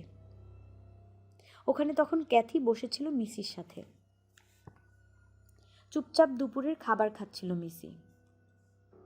ক্যাথি, তুমি মিসি আর 2 ছেলেকে বিকাল 5টার মধ্যে জামাকাপড় পরিয়ে তৈরি রাখবে। এই বলে ক্যাথি কোনো জবাব দেওয়ার আগেই সেখান থেকে চলে গেল সে। বিকাল 5:30টার দিকে জিমি সবাইকে নিতে এলো। জিমি, এলে তবে তুমি? আমি ভেবেছিলাম আসবে না। মজা করলো ক্যাথি। আরে কি বলো, দুলাভাই না নিতুবর, ওনাকে ছাড়া চলে? হেসে উঠল জিমি। 7টার মধ্যে ওদের অ্যাস্টোরিয়া ম্যানরে পৌঁছাতে হবে। অ্যামিটেভিল থেকে কুইন্সে যাওয়ার সবচেয়ে ভালো রাস্তা হলো সানরাইজ হাইওয়ে। ওখান দিয়ে অ্যাস্টোরিয়া ম্যানরে যেতে বড়জোর 1 ঘন্টা লাগে, কিন্তু বরফ ভর্তি রাস্তার কারণে দেরি হতেই পারে। আর তাছাড়া শুক্রবার রাতে হাইওয়েতে প্রচুর ভিড় হয়, তাই জিমি একটু আগেভাগেই চলে এসেছে। বিয়ে বলে কথা। মিলিটারি পোশাকে বেজায় চমৎকার দেখাচ্ছে জিমিকে। খুশিতে মুখটা উজ্জ্বল হয়ে আছে ওর। আহারে আমার ভাইটা একদম বড় দেখাচ্ছে। এই বলে আহ্লাদে ভাইয়ের কপালে একটা চুমু খেলো ক্যাথি। তারপর বলল, রান্নাঘরে বসো, জর্জ ওপরে কাপড় পরছে, কিছুক্ষণের মধ্যেই নামবে। রেইনকোটটা খুলে রাখলো জিমি। তারপর ওটার পকেট থেকে একটা খাম বের করলো। এতে $1500 আছে, অ্যাস্টোরিয়া ম্যানরের বাকি ভাড়াটা। বেশিরভাগ টাকা তো কয়েক মাস আগেই দিয়ে দিয়েছি বুঝলে, এইটুকুই বাকি ছিল। আজ ব্যাংক থেকে তুলে আনলাম। অ্যাকাউন্টে বলতে গেলে আর টাকাই নেই। যাই হোক, বিয়েটা শেষ করি, তারপর ভাবা যাবে এসব নিয়ে। টাকাগুলো বের করে ক্যাথিকে দেখালো সে। তারপর সেগুলোকে আবার খামে ভরে খামটাকে রেইনকোটের পকেটে রেখে ওটাকে পাশের চেয়ারের ওপর রেখে দিল। অবশেষে জর্জ নামলো। টাক্সিডোতে বেশ মানিয়েছে ওকে। বহুদিন পর গোসল আর দাড়ি কামানোর জন্য আরও অসাধারণ লাগছে দেখতে। যদিও ডায়রিয়ার কারণে মুখটা একটু ফ্যাকাশে হয়ে গেছে। জিমিকে নিয়ে বসার ঘরে ঢুকলো জর্জ। ফায়ার প্লেসটা ভালো করে পরীক্ষা করলো সে। একটু আগে দেওয়া শেষ গুঁড়িটা পুড়ে গেছে। তারপরে দেখতে লাগলো ছাইয়ের আড়ালে কোনো কাঠ পড়ে আছে নাকি। ওর এমন আচরণে একটু অবাকই হলো জিমি, কিন্তু কিছু বলল না। বাচ্চারাও ততক্ষণে তৈরি হয়ে চলে এসেছে। ক্যাথি উপরে গেছে নিজের কোটটা আনতে। কিছুক্ষণ পরেই নিচে নেমে এলো সে। জিমি দ্রুত রান্নাঘরে চলে গেল রেইনকোটটা আনার জন্য। ওটা কাঁধে নিয়ে আবার বসার ঘরে ফিরে এলো সে। তারপর পরে নিল। তো সবাই প্রস্তুত? হাসলো জর্জ। আরে আমি তো অনেকক্ষণ আগে থেকেই তৈরি, আপনারাই না দেরি করলেন। এই বলে নিজের অজান্তেই রেইনকোটের পকেটে চাপড় মারল জিমি। পরক্ষণেই যেন জমে গেল সে। তাড়াতাড়ি পকেটে হাত ঢোকালো। পকেট খালি। আরেকটা পকেটেও হাত দিল সে, কিন্তু ওখানেও কিছু নেই। কোটটা খুলে ঝাঁকালো। তারপর নিজের মিলিটারি পোশাকের প্রতিটা পকেট ভালো করে দেখলো, কিন্তু সেখানেও খামটা নেই, টাকাগুলো নেই। রান্নাঘরের দিকে দৌড় দিল জিমি। ওর পিছে পিছে ক্যাথি আর জর্জ। 3 জন মিলে তন্ন তন্ন করে খুঁজে দেখলো জায়গাটা। এরপর বসার ঘর আর উঠানের প্রায় প্রতিটি ইঞ্চি চষে ফেলল তারা। কিন্তু কোথাও খামটা নেই, যেন জিমির $1500 একেবারে হাওয়ায় মিলিয়ে গেছে। জর্জ, এখন আমি কি করব? রীতিমতো ভয় পেয়ে গেল জিমি। আহা জিমি, অস্থির হইও না। ওর কাঁধে হাত রাখল জর্জ। মাথা ঠান্ডা করো, টাকাটা বাড়িতেই কোথাও আছে, পাওয়া যাবেই। দরজার দিকে এগিয়ে গেল জর্জ। চলো আমরা রওনা দিই, টাকা হয়তো বাড়ির কোনো কোনায় পড়ে আছে। বিয়ে খেয়ে আসার পর আমি ভালো করে খুঁজে দেখব। এমন আনন্দের দিন হুট করেই সব তালগোল পাকিয়ে গেল। ব্যাপারটা আর নিতে পারল না ক্যাথি। ডুকরে কেঁদে উঠল সে। ওর দিকে তাকাতেই তীব্র অপরাধবোধ পেয়ে বসল জর্জকে। এই বাড়িতে আসার পর থেকেই কি যেন একটা হয়েছে ওর। গত 1 সপ্তাহেরও বেশি সময় ক্যাথিকে একটু আদর করেনি সে। রাতের বেলা কাছেও টেনে নেয়নি। ওর সঙ্গ না পেয়ে মেয়েটা একেবারে ভেঙে পড়েছে। জিমি না থাকলে এখনই ও ক্যাথিকে শোবার ঘরে নিয়ে যেত। আচ্ছা, রাতে ফিরে এসে দেখা যাবে। ডায়রিয়ার কারণে শরীরটা দুর্বল, তারপরেও ও সর্বোচ্চ চেষ্টা করবে ক্যাথিকে খুশি করার। ওশান অ্যাভিনিউর 112 নম্বর বাড়িটা যেন জাদু করেছিল ওর উপর।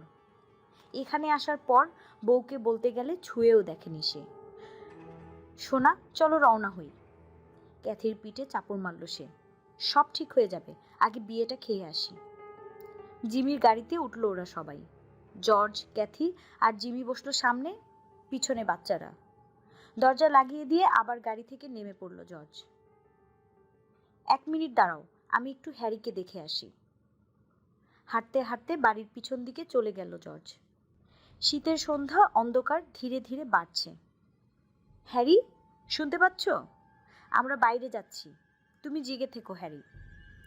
জবাবে হ্যারির ডাক ভেসে এলো না। উঠানের তারের বেড়ার কাছে এসে ডাকলো জর্জ। হ্যারি, তুমি কোথায়? পাশের বাড়িতে জ্বালানো একটা বাল্বের আলো খানিকটা এসে পড়েছে উঠানে। সেই আলোতে জর্জ দেখতে পেল যে হ্যারি ওর ঘরের মধ্যেই আছে। কাছে এসে ঝুঁকল জর্জ। কি ব্যাপার হ্যারি, তোমার শরীর খারাপ? কোনো উত্তর নেই। আর একটু এগুলো জর্জ। সাথে সাথে নাক ডাকার শব্দ এলো তার কানে। সন্ধ্যা 6টা বাজে মাত্র, আর এখনই হ্যারি ঘুমিয়ে পড়েছে।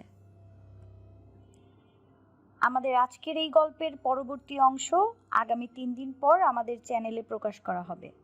আজকের মতো এই পর্যন্তই। এত সময় আমাদের সাথে থাকার জন্য অসংখ্য ধন্যবাদ। আমাদের উপস্থাপনাটি ভালো লাগলে লাইক বাটনটি প্রেস করবেন অ্যান্ড অবশ্যই কমেন্ট করে আপনাদের মূল্যবান মতামত আমাদের জানাবেন। আর যারা নতুন আমাদের চ্যানেলটিতে এসেছেন তারা অবশ্যই আমাদের চ্যানেলটি সাবস্ক্রাইব করবেন। ধন্যবাদ।